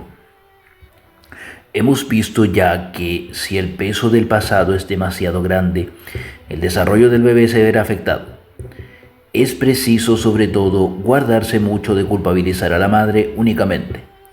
En el momento de la gestación y del nacimiento, ella se encuentra en plena confluencia de dos linajes y a veces le resulta imposible encauzar por sí sola el oleaje neurótico que rompe sobre ella. El rol de una mujer que espera un hijo y el de su entorno, comenzando por el hombre que la acompaña, será pues idealmente el de hacer todo lo posible para permitir al niño desarrollarse y nacer, sin permitir que la trampa genealógica interfiera todo este proceso. En el ámbito de las medicinas energéticas como la homeopatía, quienes las practican señalan que después de la gestación, la madre integra las informaciones genéticas del padre, es decir, que ella misma está habitada por la energía dominante del progenitor, de su hijo, y que como consecuencia puede cambiar súbitamente de comportamiento, de carácter, etc. Las hormonas no son la única causa de esta situación, sino que también influye un grado de receptividad muy elevado que le permite hospedar a todo el árbol genealógico paterno de su hijo, tanto en el interior de su cuerpo como en el de su psique durante los 9 meses que dura la gestación. A este hecho, al que la mujer encinta es particularmente vulnerable, se suma al que hasta la década de 1970, los árboles genealógicos occidentales, e incluso sucede a veces hoy en día, Un elevado número de embarazos son accidentales y no deseados. Es también muy raro que la historia familiar mencione abiertamente hechos como estos. Es preciso, pues, aprender a leer los árboles genealógicos en función de una enorme ocultación. Por ejemplo, la de los abortos clandestinos, a menudo convertidos en auténticas carnicerías y que en ocasiones podrían haber tenido un final trágico. En el árbol genealógico en general, las mujeres que hayan muerto como consecuencia de una interrupción del embarazo, esto no se reflejará como tal. Se dirá que la causa de su muerte fue agotamiento, cáncer de matriz, una inexplicable hemorragia, indigestión u otra patología digestiva, la coz de un caballo o cualquier accidente que pudiera afectar directamente a su zona ventral. Sucede asimismo que se suelen encontrar en la historia familiar algunas mujeres fallecidas a consecuencia de un parto, aunque 6 u 8 meses después de que realmente dicho parto tuviese lugar. En tales casos se puede suponer que se trata en realidad de las consecuencias trágicas de un aborto espontáneo tras haber quedado de nuevo encinta la mujer. En casos así, se puede llegar a culpabilizar al último hijo vivo, sin razones aceptables, de la muerte de su padre. En el mismo orden de ideas, se puede seguir el rastro en varias generaciones de las consecuencias de la muerte durante un parto, de una abuela o de una bisabuela, descendientes que se casan con médicos, esterilidades, hombres culpabilizados en su sexualidad porque el esperma del marido ha matado simbólicamente a la mujer vía el niño, etc. En fin, el infanticidio es un secreto más habitual de lo que cualquiera se podría imaginar. Al igual que en cierta época se consideraba que los niños no sentían nada o que no sufrían, la concepción moral de que el feto o el recién nacido es una persona de pleno derecho es todavía muy reciente.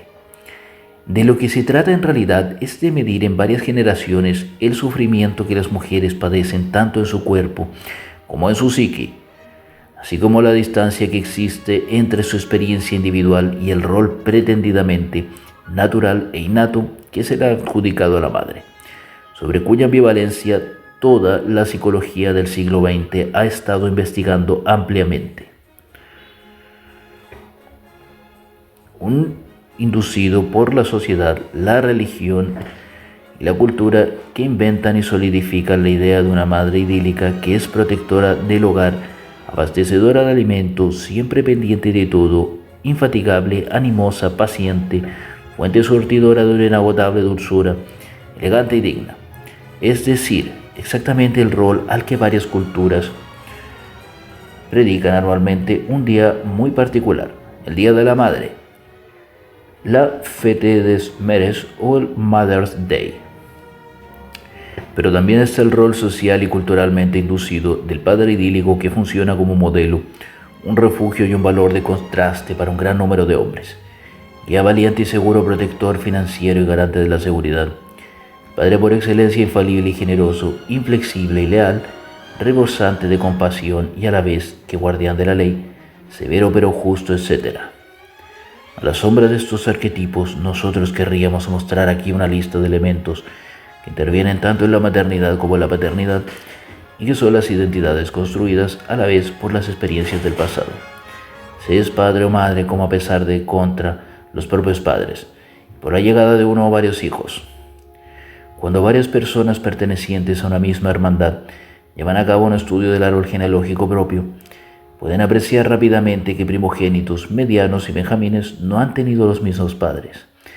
Para cada niño, a todos los entresijos concernientes a la maternidad y paternidad se ponen de nuevo sobre el tapete en función del camino vital de los padres y de la evolución de su nivel de conciencia y de la personalidad única de cada uno de los hijos, lo cual les provocará una evolución inédita. Existen diferentes tipos de madres y de padres, o mejor dicho, diferentes niveles de maternidad o de paternidad.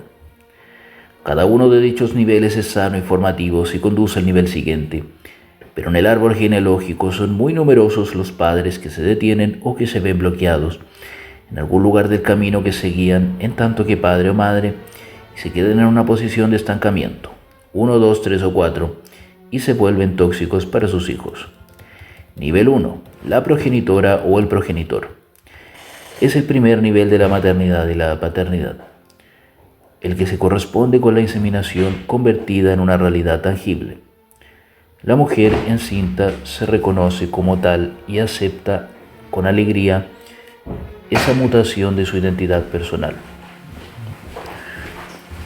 A partir de ese momento, la mujer llevará una vida dentro de sí que no es la suya propia, que ha sido engendrada por su unión con un hombre. Este, a su vez, reconoce que su sexualidad no se ha manifestado con el único objetivo de lograr el placer momentáneo que supone la eyaculación, puesto que su esperma, al encontrarse con el óvulo de la mujer con la que ha hecho el amor, va a engendrar un ser vivo. Pero si los padres se retraen y se estancan en este nivel, darán lugar a la aparición de una madre asesina, un padre rencoroso. Ella no tiene el menor deseo de ser madre. Ella lo que quiere únicamente es reafirmarse en que es una mujer.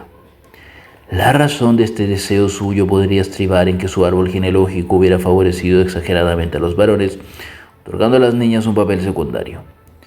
Desatendida por su padre, mantiene una gran rivalidad con su madre, con los hombres de la familia, y en el fondo se siente carcomida por un sentimiento de impotencia y esterilidad. Pero una vez que ella se haya bien reafirmado en su propia capacidad para concebir un hijo, podría abortar despreocupadamente.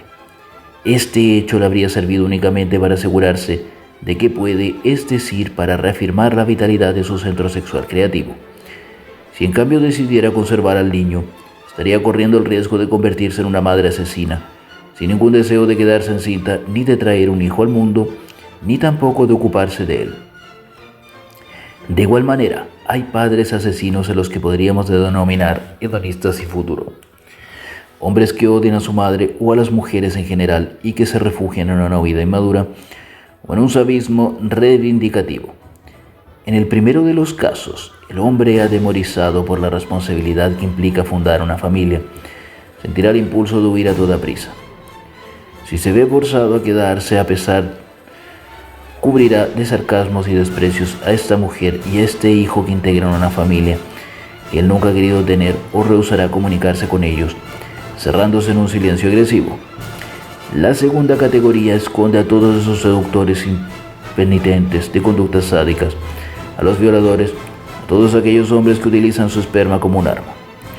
Un caso extremo, aunque muy representativo, es el de un escultor chileno de ascendencia germánica, fanático seguidor de las ideas nazis, que a principios de los años 1950 seducía a jovencitas judías a las que conocía a la salida del liceo, las dejaba embarazadas y se presentaba en la casa de sus padres vestido con un uniforme de las SS. Proponía matrimonio a la desdichada o, previa suma de dinero considerable, la invitaba a salir de su vida para siempre. Nivel 2. La madre clueca, el padre proveedor. En este nivel, la gestación se vive como un periodo sumamente dichoso. La mujer encinta pone toda su energía al servicio de esta incubación en la que el niño va creciendo, poco a poco en el interior de su vientre. La mujer honra y protege esa vida que depende enteramente de ella, poniendo un cuidado muy particular en su ritmo de vida y en su forma de comer, pero también en sus ideas, sus sentimientos y sus deseos. En tanto que tal, la mujer encinta demanda legítimamente ser protegida. El hombre, por su parte, se ocupa de construir un nido en torno a ella y atiende sus necesidades, sintiendo acaso por primera vez en su vida que todo cuanto da a esta mujer y a su hijo que van a ser, se lo está dando a sí mismo. Su generosidad le procura una parte preponderante en la aventura que está teniendo lugar. En efecto, satisfaciendo las necesidades físicas y psíquicas propias de la gestación, el hombre comienza a constituir la familia, incluso en el caso de que todavía no sea una realidad tangible para él.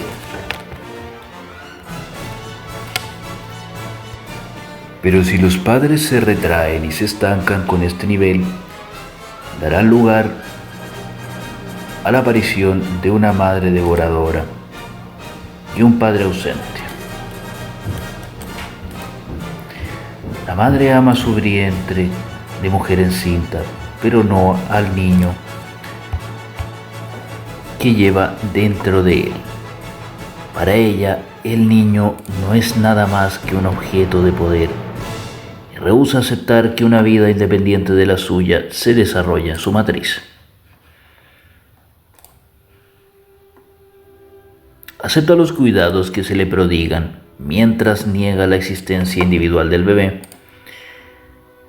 quien para ella no es más que un medio de existir ella misma, de ser centro de atención. Si el niño esperado es un varón, es posible que en su caso represente ese falo que ella nunca tuvo y que por fin lleva en su cuerpo. La madre corre el riesgo de desaprobar completamente al niño en el momento de su nacimiento, o por el contrario, hacer de él un tentáculo, creando una simbiosis en la que él será la prolongación de su propio cuerpo, de sus propios deseos y de su propia voluntad. Este tipo de madres pueden proceder de un árbol genealógico en el que varias generaciones de mujeres habrían sacrificado sus vidas por engendrar un elevado número de hijos, incluso falleciendo algunas de ellas durante el parto. También es posible que tanto esta clase de madre como su compañero, quien puede estar movido por una neurosis complementaria y creerse portador de un esperma asesino, padezcan intensas angustias durante el embarazo que podrían llegar a perturbar el buen desarrollo de este, produciendo una apertura del cuello del útero y en consecuencia obligar a la madre a permanecer en reposo durante todo el tiempo de la gestación. La madre además puede tener unas enormes dificultades a la hora de dar a luz, o bien padecer una fuerte depresión posparto, dado que en efecto la llegada de su hijo la privará de todos esos cuidados que le han dado a lo largo del embarazo. Podemos encontrarnos también con esta categoría de mujeres que sienten vergüenza de su preñez y temen el nacimiento de su hijo, concebido como producto del pecado o de la traición. Este fue el caso de muchas hijas madres solteras, en épocas pasadas como en nuestros días lo es de mujeres que engendran un hijo mestizo, que no asumen ante el árbol genealógico racista que tienen, abre comillas. Si ellos se dan cuenta de que he engendrado un hijo de un hombre de otra raza, renegarán de mí. El embarazo como pecado pasa a ser una vergüenza sexual. La madre hija del pasado, ahora vergüenza social. La madre de un hijo mestizo. Por su parte, el hombre que se ha quedado estancado en este nivel puede ser descrito como un inseminador ausente.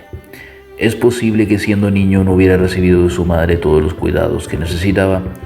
Como consecuencia de ello, este hombre se proyectará en el feto de su mujer encinta, aunque tendrá celos del bebé una vez que haya nacido, como si fuera un hermanito suyo que ha venido al mundo para robarle la atención de la madre. Decepcionado en su deseo de ser adoptado por su esposa, se ausentará de su familia e invertirá su afectividad en otro lugar. Pertenece a esta clase de hombres que se saben indispensables pero que no son capaces de darse a su familia. Un hombre que continuará atendiendo las necesidades de su esposa y de sus hijos, pero sin implicarse de una forma seria concreta. Ingresar dinero en la cuenta o traer dinero a casa es la única forma de paternidad que él conoce, situación que a veces vive con rabia, como si ello fuera una forma de extorsión a la que se viera sometido, de la que eventualmente se podría vengar volviéndose violento o por el contrario, comportándose de manera absolutamente ausente con su familia en beneficio de sus amigos o de algún amante la que considere el verdadero amor de su vida.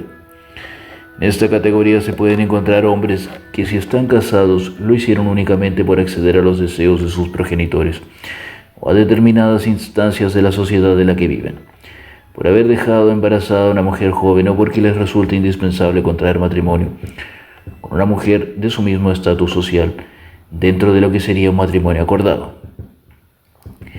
La madre biológica, el padre legal. Nivel 3. Son los padres que la sociedad reconoce, es decir, los que figuran en el libro de familia. La madre traerá al mundo un bebé cuyo nacimiento, planteado idealmente, es el fruto de una prodigiosa colaboración entre el niño que quiere nacer y la mujer que quiere darle a luz. Al igual que ocurre en el caso de un polluelo en el que éste picaría la cáscara desde el interior del huevo y la gallina desde el exterior. Este acto de traer un niño al mundo se vive como una realización verdaderamente maravillosa, y el bebé recién nacido es visto como el ser más bello que puede haber en este mundo. Para el padre, es el primer encuentro serio con este otro que va a llevar su apellido. Finalmente el niño quedará escrito de una manera tangible en su linaje. Por su parte, el proceso de adopción se puede poner de relieve en este nivel. En efecto, muy frecuentemente el viaje real o simbólico que une a los padres con su hijo adoptivo es vivido simbólicamente también como una prueba iniciática con desenlace feliz, un evento comparable al parto. El momento del reconocimiento entre padres e hijos, que sella su pertenencia a una misma familia, Es narrado con frecuencia con una gran emoción, abre comillas. Desde el instante en que lo vimos, supimos que era él, cierra comillas. O, abre comillas, cuando puse mis ojos en los de aquel pequeñito, comprendí que yo era su madre, cierra comillas. Pero si los padres se retraen y se estancan en este nivel, darán lugar a la aparición de una madre seca, un padre castrante. Una vez nacido el niño, la historia se acabó. Los padres no están en ningún caso dispuestos a ir más lejos de la satisfacción narcisista de haber hecho eso. Pero el pequeño ser que llora, grita, hace caca y quiere mamar en todo momento, los incomoda enormemente. A todos ellos les gustaría haber tenido una vez y para siempre un hijo que permaneciera quieto, sentado en su pequeño trono durante toda la vida como si fuera un cuadro o un animal de compañía. La madre se niega a darle el pecho, bien sufre patologías que se lo impiden, se adelanta para ir a su trabajo, sufre alguna enfermedad que le impide ocuparse del niño, razón por la cual encomienda la tarea a una cuidadora o algún miembro de la familia. Pero esto no le impedirá sostener en una conversación que, abre comillas, este niño es lo mejor que he hecho en toda mi vida, cierra comillas. En ciertos casos ella evocará del parto lo maravillosamente bueno que fue, recordando frases hechas del tipo, abre comillas, saliste tú solito, cierra comillas, o, abre comillas, saliste con una gran facilidad, o peor todavía, abre comillas, no duró más de lo que se necesita para ir al cuarto de baño, cierra comillas, comparando la salida del bebé con la de una caca, con una obra esculpida por ella y posteriormente abandonada. Ciertas mujeres expresan su rechazo a amamantar a su hijo asegurando el hecho de tener una criatura prendida a su pecho las hace sentirse como el animal, también invocando el miedo de que sienten a ver sus senos adalides de su capacidad de succión, totalmente deformados por culpa de la lactancia. El propósito de estas madres secas es el de recuperar lo más rápidamente posible su individualidad, en detrimento del niño concebido como estorbo inoportuno, al cual con determinada frecuencia acusan también de haber deformado su cuerpo. En tales condiciones al niño ya no le queda otro recurso para ser aceptado que ser un auténtico sabio o sumamente amable. Los padres pueden llegar también a instrumentalizar al niño y lo convierten en su público, su criado o en su asesor, pidiéndole vivir su infancia al haberlo transformado en un pequeño adulto, como si debiera pagar un precio por los cuidados que se le vienen ofreciendo. El padre, por su parte, es cómplice de este rechazo. Se le puede considerar como un antipadre orgulloso, autoritario y duro, que no ve en el niño nada más que la continuación de su propio apellido. Lo que está en juego no es una simple relación de cariño, sino una transmisión jerarquizada en la que el niño es el subalterno del padre, y más adelante su empleado o su clon. El padre someterá al niño a un auténtico proceso de doma con el fin de moldear en él la imagen que más le convenga, sin tener en cuenta en lo más mínimo su auténtica identidad, debido a que el padre considera a este heredero de su apellido una prolongación pura y simple de él mismo. Son muy numerosas las dinastías en las que se pueden encontrar ejemplos de estos niños, quienes abruman con el papel de herederos y se les niega su propia individualidad. Además, si el niño no cumple con las expectativas y exigencias de su padre, si es un mal hijo, por ejemplo, ser una niña en un linaje de hombres o un hijo sensible en un linaje de voluntariados y conquistadores, puede verse convertido en víctima, ser golpeado, caer enfermo y verse humillado y traído como si fuera un criminal por ese padre narcisista que en lo más profundo experimenta una insaciable sed de atención. Nivel 4. La mamá y el papá. Una vez que nace el niño, los padres se dedican a alimentarlo, a educarlo y a ocuparse de él, para permitirle crecer como es debido. Ellos le comprenden y le acompañan en todas y cada una de las etapas de su infancia, jugando con él, ofreciéndole un entorno saludable, reafirmante, tierno y confortable. Pero si los padres se retraen y se estancan en este nivel, darán lugar a la aparición de unos padres infantilizadores, madre posesiva, padre invisible. El estancamiento en este nivel, que parece el de unos padres perfectos, consiste en no permitir que su hijo se convierta en un adulto cuando llegue a la pubertad, cuando económicamente sea independiente, cuando encuentre a su pareja para toda la vida o cuando se convierta él ella a su vez en padre-madre. Los padres infantilizadores, al no poder soportar la pérdida de su pequeño, lo castigan con distintos métodos, culpabilizándolo de todo, sintiéndose ellos enfermos, etc., o con conductas agresivas aparentemente inexplicables, llegando incluso a desheredarlos. En esta categoría se hallan padres que, por ejemplo, fallecen en el momento en que su hijo se casa o cuando nace el primer nieto. Asimismo, en esta categoría se pueden encontrar madres que han estado dando de mamar a sus hijos hasta los 4 o 5 años. Los padres infantilizan a sus hijos cuando se niegan a verlos crecer, como por ejemplo quienes llaman a su hijo de 19 años mi bebé o mi niño y todas las noches entran en su cuarto para remeterle la colcha. En ciertas ocasiones, uno de los dos padres considera a su hijo como si fuera exclusivamente de su propiedad e intenta invadir su psiquismo, presentándose como la madre perfecta o el padre que todo lo sabe. O al revés, exagerando su aflicción y exigiéndole que no le abandone bajo ningún concepto. Estos padres son verdaderas sanguijuelas incapaces de dejar ir a su nutricio tesoro, inculcando a tal fin a su hijo un auténtico terror o rechazo hacia el mundo exterior y haciendo de él, consecuentemente, un misántropo, una persona antisocial o un inadaptado. En estos casos, los padres se niegan a ver que no han engendrado un niño para ellos, sino para que él se convierta en un miembro a tiempo completo de la sociedad humana. Nivel 5. La madre y el padre. Estos adultos responsables y amantes de sus hijos han recorrido ya todo el camino de la paternidad y han logrado integrar los auténticos retos que están ligados al hecho de convertirse en padres. Han aceptado ser el canal de una vida que no les pertenece, han velado con sabiduría porque la gestación de su hijo fuese armónica y alegre, le han permitido sanar sanamente, han acompañado su crecimiento con una atención condescendiente, se esforzaron en todo instante para ayudarlo a desarrollar las cualidades verdaderas y exclusivas, pero sabiendo también que ese hijo no les pertenecía. Ellos solo lo preparaban para que pudiese volar un día con las alas propias. Una vez que su hijo se hacía independiente, ellos continuaban amándolo con total desinterés y absoluta atención, sin exigirle nada a cambio y estableciendo poco a poco una relación con él, o ella, de adulto a adulto. Estos padres serían abuelos comprensivos y no invasores, conocerán el bien el rol de sus límites del mismo y jamás se permitirán criticar la forma en que su hijo educa a sus propios hijos.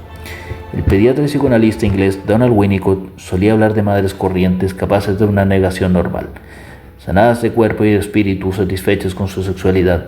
Estas mujeres traen al mundo y educan a sus hijos de acuerdo y con la plena colaboración del padre. Estos padres, por su parte, no buscan introducir en sus hijos los modelos caducos del pasado. No se erigen en poseedores de la verdad y permiten a sus hijos que forjen su propia visión del mundo. Para ellos, ser padre consiste en sembrar la humanidad futura. Cuando hablamos de madres y padres en nuestro árbol genealógico, es conveniente ver qué niveles de maternidad y paternidad llegaron. Raros son los árboles genealógicos en los que todas las parejas parentales llegan a este quinto nivel que acabamos de describir. Nacer, renacer del nacimiento a la natividad. El nacimiento de cada uno de nosotros ha vivido o sufrido está estrechamente ligado al estado de conciencia en el que se encontraban nuestros padres, nuestro árbol genealógico, la sociedad con la que nos encontramos cuando vimos la luz del día por vez primera. De esta llegada nuestra al mundo dependerá la concepción que después tendremos de todo nacimiento, es decir, de todo cambio, real o simbólico, de estado, de identidad, de lugar, de situación, y hasta del último tránsito que conocemos, la muerte. El trabajo sobre el nacimiento es, por consiguiente, un elemento crucial para poder evolucionar, dado que gran parte de nuestras resistencias frente a nuestro propio progreso reside en la trampa del nacimiento, tal cual está impreso en todos nosotros. Las investigaciones de Arthur Janov han sido fundamentales para poner en evidencia la influencia de los traumas del nacimiento sobre la vida adulta.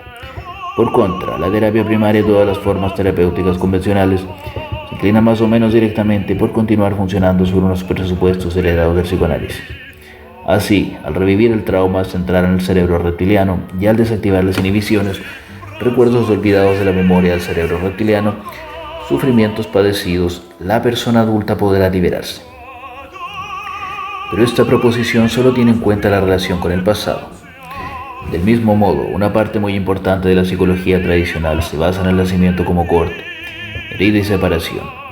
Pero si nos atenemos al sentido común, el hecho de nacer es una alegría, un regalo y un privilegio. En efecto, desde el momento en que nacemos, entramos en el mundo de la conciencia, en un estado de amor y de felicidad. Según todas las tradiciones filosóficas orientales, el universo está regido por una triple ley: crear, conservar y destruir. 3 movimientos representados por los dioses Brahma, Vishnu y Shiva, Trimurti o Gran Trinidad del panteón hindú. Estos 3 tiempos del ser tienen lugar en la mayor de las alegrías. En efecto, el momento de su declive no es ningún drama para la naturaleza, porque del invierno nacerá la primavera, plena de nuevas posibilidades de vida y creación. El error del psicoanálisis ha estado en cambiar el orden de esta triada, situando la conservación en primer lugar. Postula que para el inconsciente humano las cosas no deberían cambiar, es decir, que el niño debería conservar la nostalgia de una fusión original y que el nacer supone un trauma debido a la separación. Pero si nos situamos en un punto de vista transpersonal, la vida humana sigue a la vez una lógica lineal. Yo nazco, vivo y muero, y una lógica cíclica. Mi muerte individual permite la perenidad de la especie. Ciertamente, desde un punto de vista individual, todo final es trágico porque nos reenvía la indiferencia del universo con respecto a nuestra destrucción. Pero desde el punto de vista transpersonal, todo nacimiento y toda muerte son una auténtica alegría, una aportación a la conciencia, momento del ciclo. Lo que el pasado no nos ha concedido es inútil buscarlo en la exploración del propio pasado. La verdadera razón para regresar a la matriz materna forzosamente imperfecta sería el deseo irresistible de vencer por fin todos aquellos obstáculos impuestos por una gestación y un nacimiento patológico, de curar las neurosis del árbol genealógico y de obtener finalmente el nacimiento que nos era debido. Igual que se puede observar a ciertos adultos ocupándose fielmente de los padres que los maltrataron durante su infancia, destinándoles a mendigar un afecto y una atención que jamás obtuvieron. Igualmente el deseo de volver a acurrucarse en un vientre más o menos acogedor revela en realidad una necesidad más profunda, la de nacer a algo que sea verdadero. Únicamente el reconocimiento y la puesta en escena de un proyecto de futuro pueden retrotraernos a ese nacimiento tan deseado. Todas las teorías, aunque sean críticas, sobre el paraíso intrauterino, muestran una comprensión limitada de esta necesidad fundamental, el ser esencial que anida en cada uno de nosotros, deseoso de emerger a plena luz y en plena libertad, nos puede llevar a repetir nuestro propio nacimiento, pero en esta ocasión a un nivel superior de conciencia. Numerosas culturas tildadas habitualmente de primitivas desde tiempos inmemoriales han venido poniendo en escena determinados rituales evocadores de la gestación y el nacimiento que tenían por objetivo la purificación de los miembros de la sociedad, es decir, la finalidad de convertirlos en personas más humanas, más fuertes y más capacitadas. El ritual cristiano del bautismo es en su origen un ritual de renacimiento, como así testimonia la conversación que Jesús mantiene con Nicodemo, el fariseo, escrito en Juan 3 del 3 al 7. Abre comillas. Respondió Jesús y le dijo, abre comillas, de cierto te digo que quien no naciere de nuevo no puede venir al reino de Dios, cierra comillas. Dícele Nicodemo, abre comillas, ¿cómo puede el hombre nacer siendo viejo? ¿Acaso puede entrar otra vez en el vientre de su madre y volver a nacer? Cierra comillas. Respondió Jesús, abre comillas, de cierto te digo que quien no naciere del agua y del espíritu no puede entrar al reino de Dios. Lo que es nacido de la carne es, lo que es nacido del espíritu, espíritu es, cierra comillas. Este nacimiento del agua y del espíritu suponía una inmersión completa, símbolo del retorno del agua matricial, a la que se añadía la bendición del oficiante, símbolo del espíritu paterno por excelencia, es decir, de la conciencia divina. En este mismo sentido se puede interpretar la ceremonia de purificación amerindia, Sweet Lodge o tienda de la sudación. Fuera de dicha tienda, en un lugar sagrado, ha de arder una gran hoguera durante varios días en medio de un círculo de piedras. El mineral, el elemento más antiguo de la existencia encarnada, absorbe la energía del fuego, lo que hace que las piedras renazcan a la vida. Y una vez unidas al fuego se convierten metafóricamente en magma y pueden transmitir su mensaje fundamental del amor. A continuación, las piedras candentes son transferidas al interior de una gran tienda circular, con un cierto parecido a una matriz donde toda la comunidad ocupa su lugar mientras hacen una serie de movimientos en espiral. El calor muy fuerte incita poco a poco a los participantes a acurrucarse en posición fetal para respirar a un nivel del suelo donde el aire aún continúa estando fresco. Una pareja de oficiantes, hombre medicina y mujer medicina, que representan a los padres de un nivel de conciencia muy elevado, preside la ceremonia. Entre ambos purifican el aire e inscriben con los participantes informaciones olfativas no verbales, sin dar una serie de plantas previamente consagradas, muy en particular la savia, entonando cánticos rituales y relatando historias iniciáticas, muy útil a todo tanto para los individuos como para la cohesión del grupo social.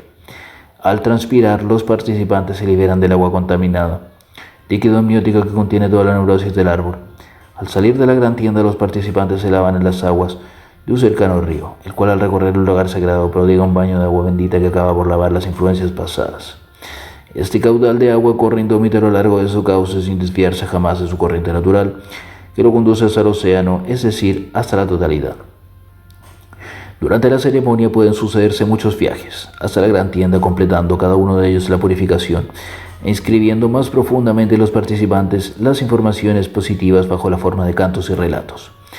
Todo este ritual vivido de una manera colectiva devuelve al adulto al mismo tiempo a su necesidad de ser reengendrado de forma sana, pero también a su dimensión transpersonal. Ya no soy solamente yo como bebé maltraído al mundo del que formo parte, sino toda una sociedad que cuida colectivamente de mi nacimiento.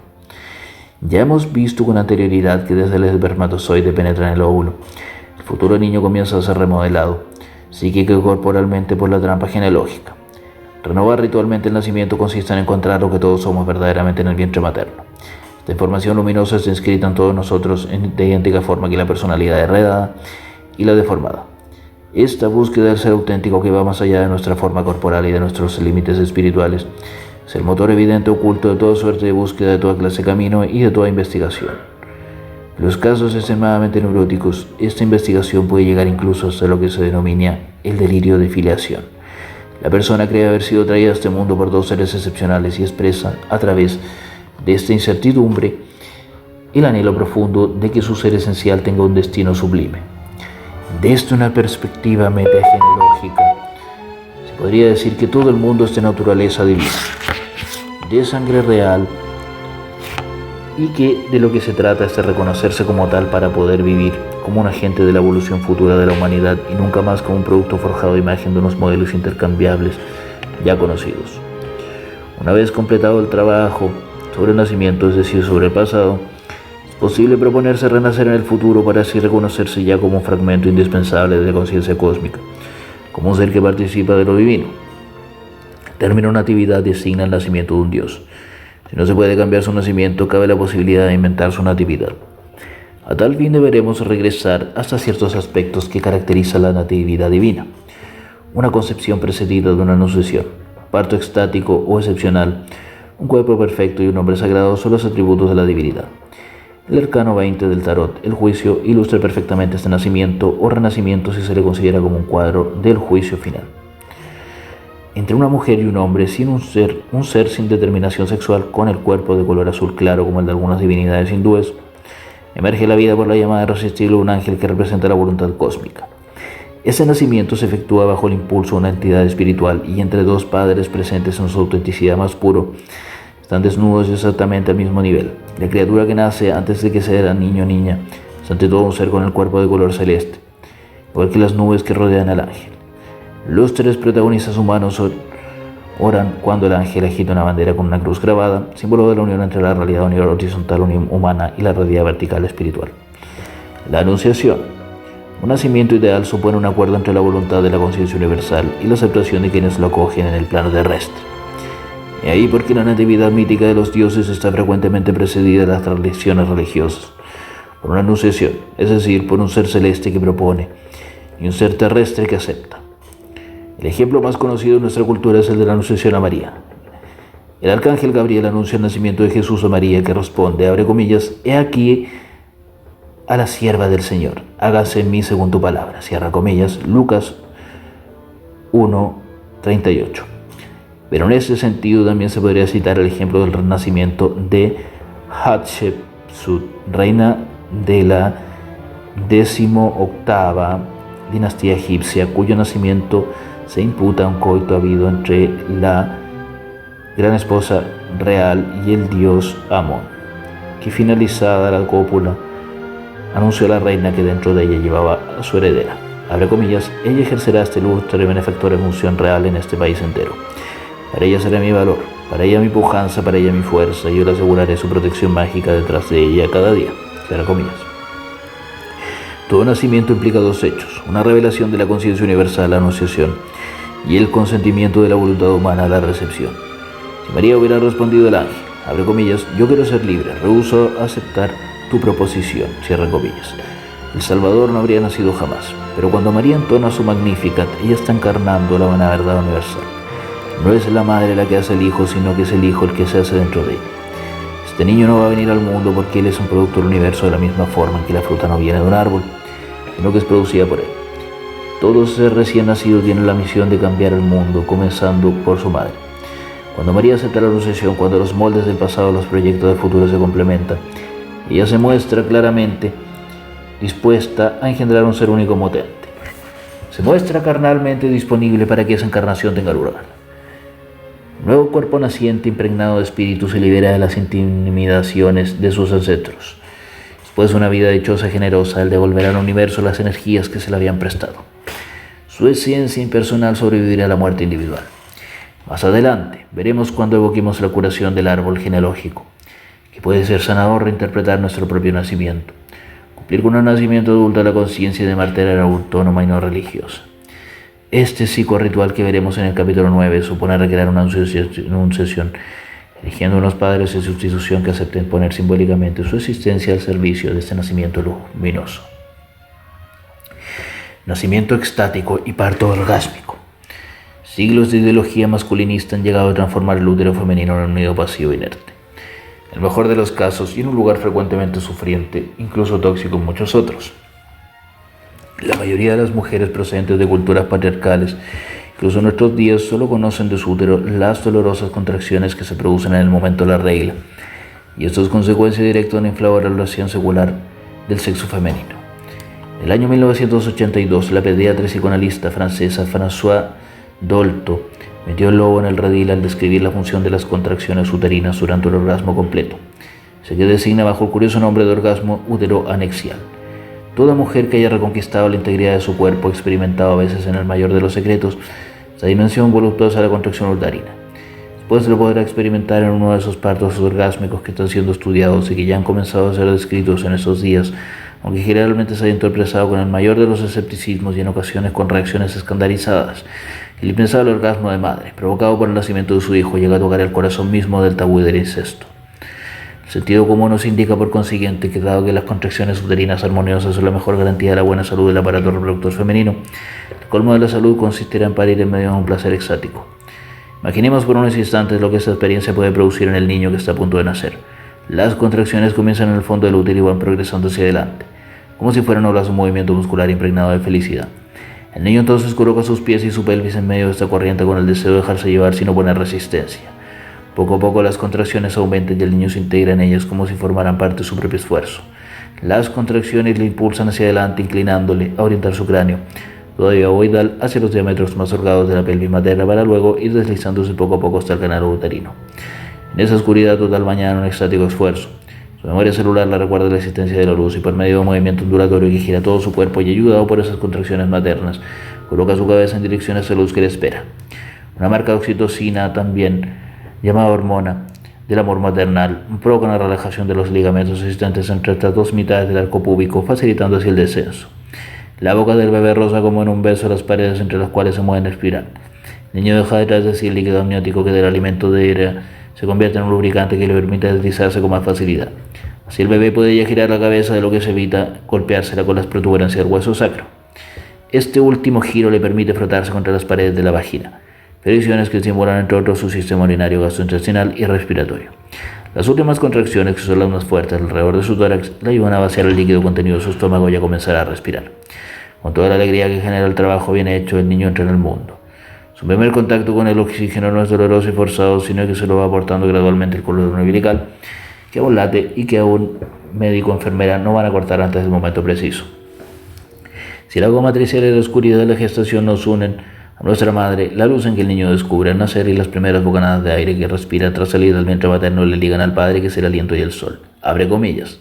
Entonces modeló Yahvé Dios al hombre de la arcilla y sopló su nariz aliento de vida, y así fue el hombre un ser animado. Cierra comillas. Génesis 2, número 7. Este primer contacto con el aire, en el que se puede aprender de una manera perfecta a respirar a pleno pulmón y sin coacción, determina más adelante el sentido de la libertad. Libertad de respirar, de ir y venir, de ser. Es la afirmación de la individualidad del intercambio que se produce entre el aire, que es de todos, y un organismo público, único. Los mitos griegos, incluso si se produce el doloroso vagundeo que con frecuencia precede al parto, el dios o el héroe nada más salir del vientre materno salta hacia la luz en una explosión de júbilo. Su nacimiento es sinónimo de libertad y de perfección, como en el caso de Atenea saliendo del cráneo de Zeus, armada hasta los dientes y lanzando un victorioso grito de guerra. Nadie se atreve a golpearle las nalgas, tampoco a impedirle respirar. Luego hay el momento de la lactancia, que viene a satisfacer otra necesidad fundamental, ser alimentado. Realmente la leche surge de las mamas maternas como una explosión de júbilo, como sucede en una de las versiones sobre el nacimiento de Dios indio Ganesha. Su madre Parvati, esposa del dios Shiva, había traído al mundo o admitido, según otras versiones, a su primer hijo, Skanda o Kartikeya. Esta cosa inmensa le produjo tal entusiasmo que una leche sagrada comenzó a fluir copiosamente de sus senos. Tras mezclar dicha leche con pasta de sándalo, Parvati esculpió a Ganesha. Esa leche sagrada, verdadera elixir de la vida, la puede producir únicamente una mujer equilibrada, librada de las trampas de su árbol genealógico. Su pecho se adapta con perfección a la boca del niño y la succión le provoca sensaciones voluptuosas, que directamente relacionadas con sus movimientos uterinos permiten a la matriz recuperar su lugar y su tamaño iniciales. Ella conoce espontáneamente la mejor forma de mantener a sus hijos en brazos, mientras que te recibe el alimento exacto de sus papilas gustativas y su organismo necesita. Estos nacimientos exáticos son característicos, según la mentalidad popular, de dioses, reyes, héroes y profetas, y todo ritual de nacimiento se fundamenta en este deseo de nacer en medio de una felicidad plena. El cuerpo perfecto. Todos los mitos nos presentan a las divinidades con un cuerpo sin defectos, sin merma alguna. El cuerpo perfecto de Jesús es el vehículo de su espíritu también perfecto. Las esculturas budistas asignan a Buda 32 marcas corporales que revelan su perfección. Las divinidades hindúes, por su parte, presentan atributos sobrenaturales que se corresponden con sus capacidades milagrosas. Brazos múltiples, un color azulado, un tercer ojo, un lugar de cuerpo en el que se puede engendrar una divinidad secundaria. Adán y Eva en el monoteísmo judeo-cristiano están hechos imagen y semejanza de Dios, y ambos representan el origen perfecto de todo nuestro cuerpo. Ya hemos planteado ante las hipótesis de que en el momento de nuestra concepción se forma súbitamente el esquema de un ser humano con un cuerpo y un espíritu perfecto. Sin embargo, esos recuerdos de la memoria del árbol genealógico grabados del cuerpo y de la psique de la madre vendrían a deformar este esquema inicial, imprimiendo en él, bajo alguna forma sutil orgánica, la huella de sus repeticiones, órdenes, prohibiciones, castigos y sufrimientos, además de neurosis, traumas, etc. Podemos pues aceptar como base de trabajo la creencia de que en todos y cada uno de nosotros este embrión que fuimos y se vio desviado en algún momento de la perfección original. Y es que la mayoría de las personas se siente espiritualmente limitada y corporalmente imperfecta. Es fácil imaginar que dicho sentimiento tiene como base la intuición alojada en el superconsciente, este cuerpo espíritu original en el que todos deberíamos convertirnos. El árbol genealógico nos forja una personalidad en gran parte artificial, de conformidad con lo que la sociedad, la cultura y la familia quieren de nosotros. Pero nosotros venimos igualmente en un cuerpo subjetivo heredado que no es únicamente nuestro cuerpo concreto, deformado o no, sino también la imagen de uno mismo, es decir, la forma en que el espíritu descansa en el cuerpo en conformidad con la conciencia ilimitada. Los 5 sentidos padecen de una imposición familiar y social sobre los actos fundamentalmente de ver, oír, oler, gustar y tocar. Todas nuestras posturas, nuestros movimientos, nuestra organización muscular se adaptan a todo aquello que el árbol genealógico quiere que nosotros nos convirtamos. Por ejemplo, una mujer cuyo origen sea una sociedad dominada por una ideología patriarcal desde hace varios siglos no podrá vivir su cuerpo real sin un intenso trabajo de limpieza de imposiciones. Está claro que aunque dicho trabajo habrá de aplicarse a sus órganos genitales hasta la perfección de sus contracciones uterinas de las que hemos hablado, también deberá hacerlo más respecto a los sentidos de ella misma en la vida cotidiana. Un número de técnicas corporales y artes marciales se emplean para dotar el cuerpo de un hombre a una independencia de nuestra herencia. Como decía muy acertadamente Moshe Feldenkrais a propósito del judo. Así pues, el cuerpo está ligado al mismo tiempo a nuestra personalidad artificial que nuestra imagen de uno mismo, el cuerpo imaginario en la que la mayor parte de las personas viven cotidianamente. También nuestro cuerpo esencial, que es el cuerpo sublime, el cuerpo tal cual, enteramente humano y que nadie puede sentir o vivir en su totalidad. Podemos aproximarnos a él, pero para encaminarlo puramente será necesario eliminar todos los prejuicios familiares y sociales. Ciertas prácticas espirituales como el Tantra proponen formas de meditación o ejercicios que permiten aproximarse a todo su cuerpo unido al espacio en consonancia con el cuerpo. El cuerpo esencial no puede ser modificado. Vivimos instalados en la percepción que tenemos de nuestro cuerpo. Dicha percepción depende a su vez de nuestro grado de conciencia. A medida que el grado de conciencia se va elevando, percibimos cada vez mejor el cuerpo perfecto, en una sensación interior y que viene a superponerse a nuestro cuerpo real deformado. Y esa sensación de cuerpo perfecto se puede vivir incluso en el interior de un cuerpo mutilado, envejecido, enfermo, etc. La sensación de uno mismo no es ni feo ni guapo. El juicio estético sobre el cuerpo depende de la relación social, de la manera en que se ha visto. La cultura occidental actual, fundada en el culto de la apariencia, ha sido testigo de un desarrollo desmesurado de la cirugía estética, claro signo de nuestra dependencia de la mirada del otro, es decir, de la mirada social. Si la sociedad mira mi cuerpo de manera afectuosa, yo puedo sentirme obligado a adaptar mi cuerpo a esa mirada limitada. Por eso en ciertas épocas se producen oleadas de modificaciones corporales, como la moda actual de las prótesis mamarias o las rinoplastías, que no son más que el último ejemplo de transformación. Las modificaciones corporales presentes en la mayor parte de la sociedad, ya sean estas primitivas o no, desde los collares de las mujeres jirafa al desarrollo y expansión de la cirugía estética, pasando por los corsés occidentales y los pies vendados de la mujer y la cultura china. Quizás no son otra cosa que la huella social y normativa, a menudo en detrimento de las mujeres, cuya autonomía representa una amenaza real o imaginaria de esta nostalgia de un cuerpo perfecto, tan latente como deformada, en la que se busca encontrar la realidad engordando, adelgazando, uniéndose, tiñéndose el cabello o la piel, depilándose, haciendo crecer tal o cual músculo o rebajando aquel o aquel otro hueso según las exigencias de la época y la moda de un determinado momento. Pero sin embargo, el cuerpo perfecto es virtualmente capaz de llevar a cabo acciones que todavía resultan inimaginables para la humanidad entera. La humanidad se suele colectivamente capaz de volar o levitar, fenómenos a veces atribuidos a santos Además, recientemente descubrimientos de la ciencia han confirmado que el cerebro humano, cuando calcula un movimiento que se dispone a efectuar, jamás tiene en cuenta el peso, es decir, la gravedad. La neurofisiología y la fisiología de la acción nos confirman que el cerebro humano está organizado para que podamos vivir fuera de la gravedad, lo cual quiere decir que somos virtualmente independientes de la gravedad. Los cosmonautas pasan varias semanas en plena ingravidez en el espacio. Al regresar a la Tierra solo tienen que efectuar una simple reeducación de la masa muscular sin presentar lesión cerebral alguna ni tampoco desorientación. Este ejemplo ilustra muy bien el hecho de que el cuerpo perfecto es también un cuerpo humano total virtual, pero que es aconsejable acercarse lo más posible. Nombre. Todas las culturas, la primera cosa que hace una familia cuando nace un niño es ponerle uno o varios nombres. En algunas, el nombre que recibe el niño al nacer puede evolucionar a medida que va creciendo su persona, pero en nuestra sociedad, a pesar de dichas evoluciones, tenemos generalmente un nombre de referencia para toda la vida. Ese nombre propio que repetimos y oímos repetir a lo largo del tiempo, desde nuestro primer aliento hasta el último, funciona en cierta medida como una mantra de tradición oriental.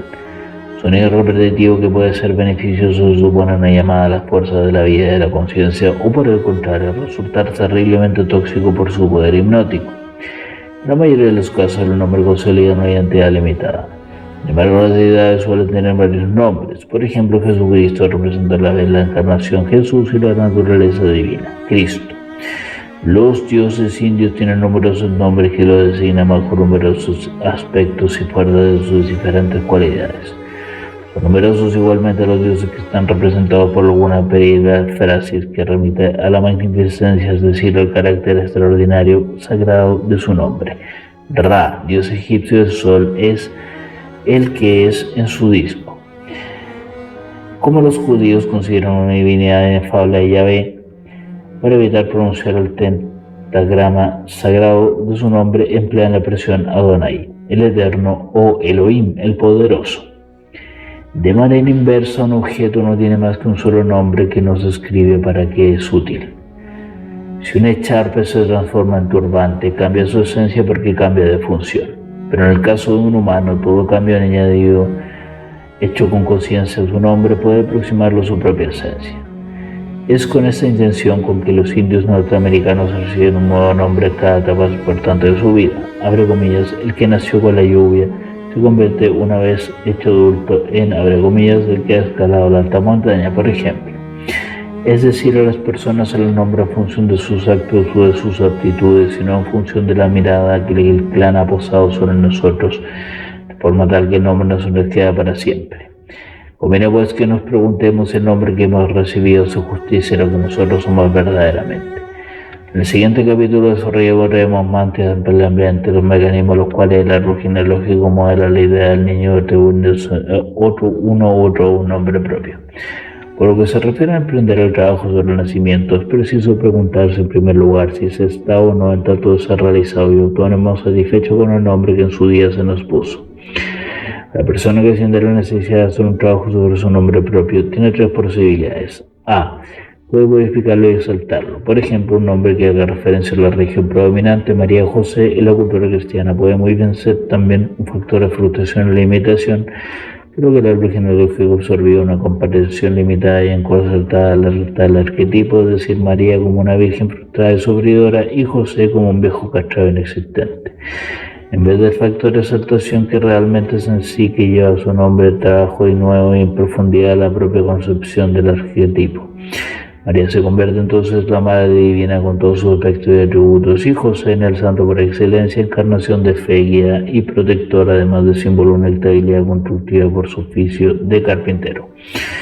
B. Una vez exaltado se puede añadir ese nombre, un segundo nombre propio, manifiesto secreto que lo complete. Los discípulos occidentales de los gurús indios llevan con mucha frecuencia un segundo nombre sánscrito procedente de alguna otra lengua de la India detrás de su nombre de nacimiento, aunque sería necesario preguntarse si el hecho de ser bautizado de nuevo por el maestro espiritual representa verdaderamente la liberación.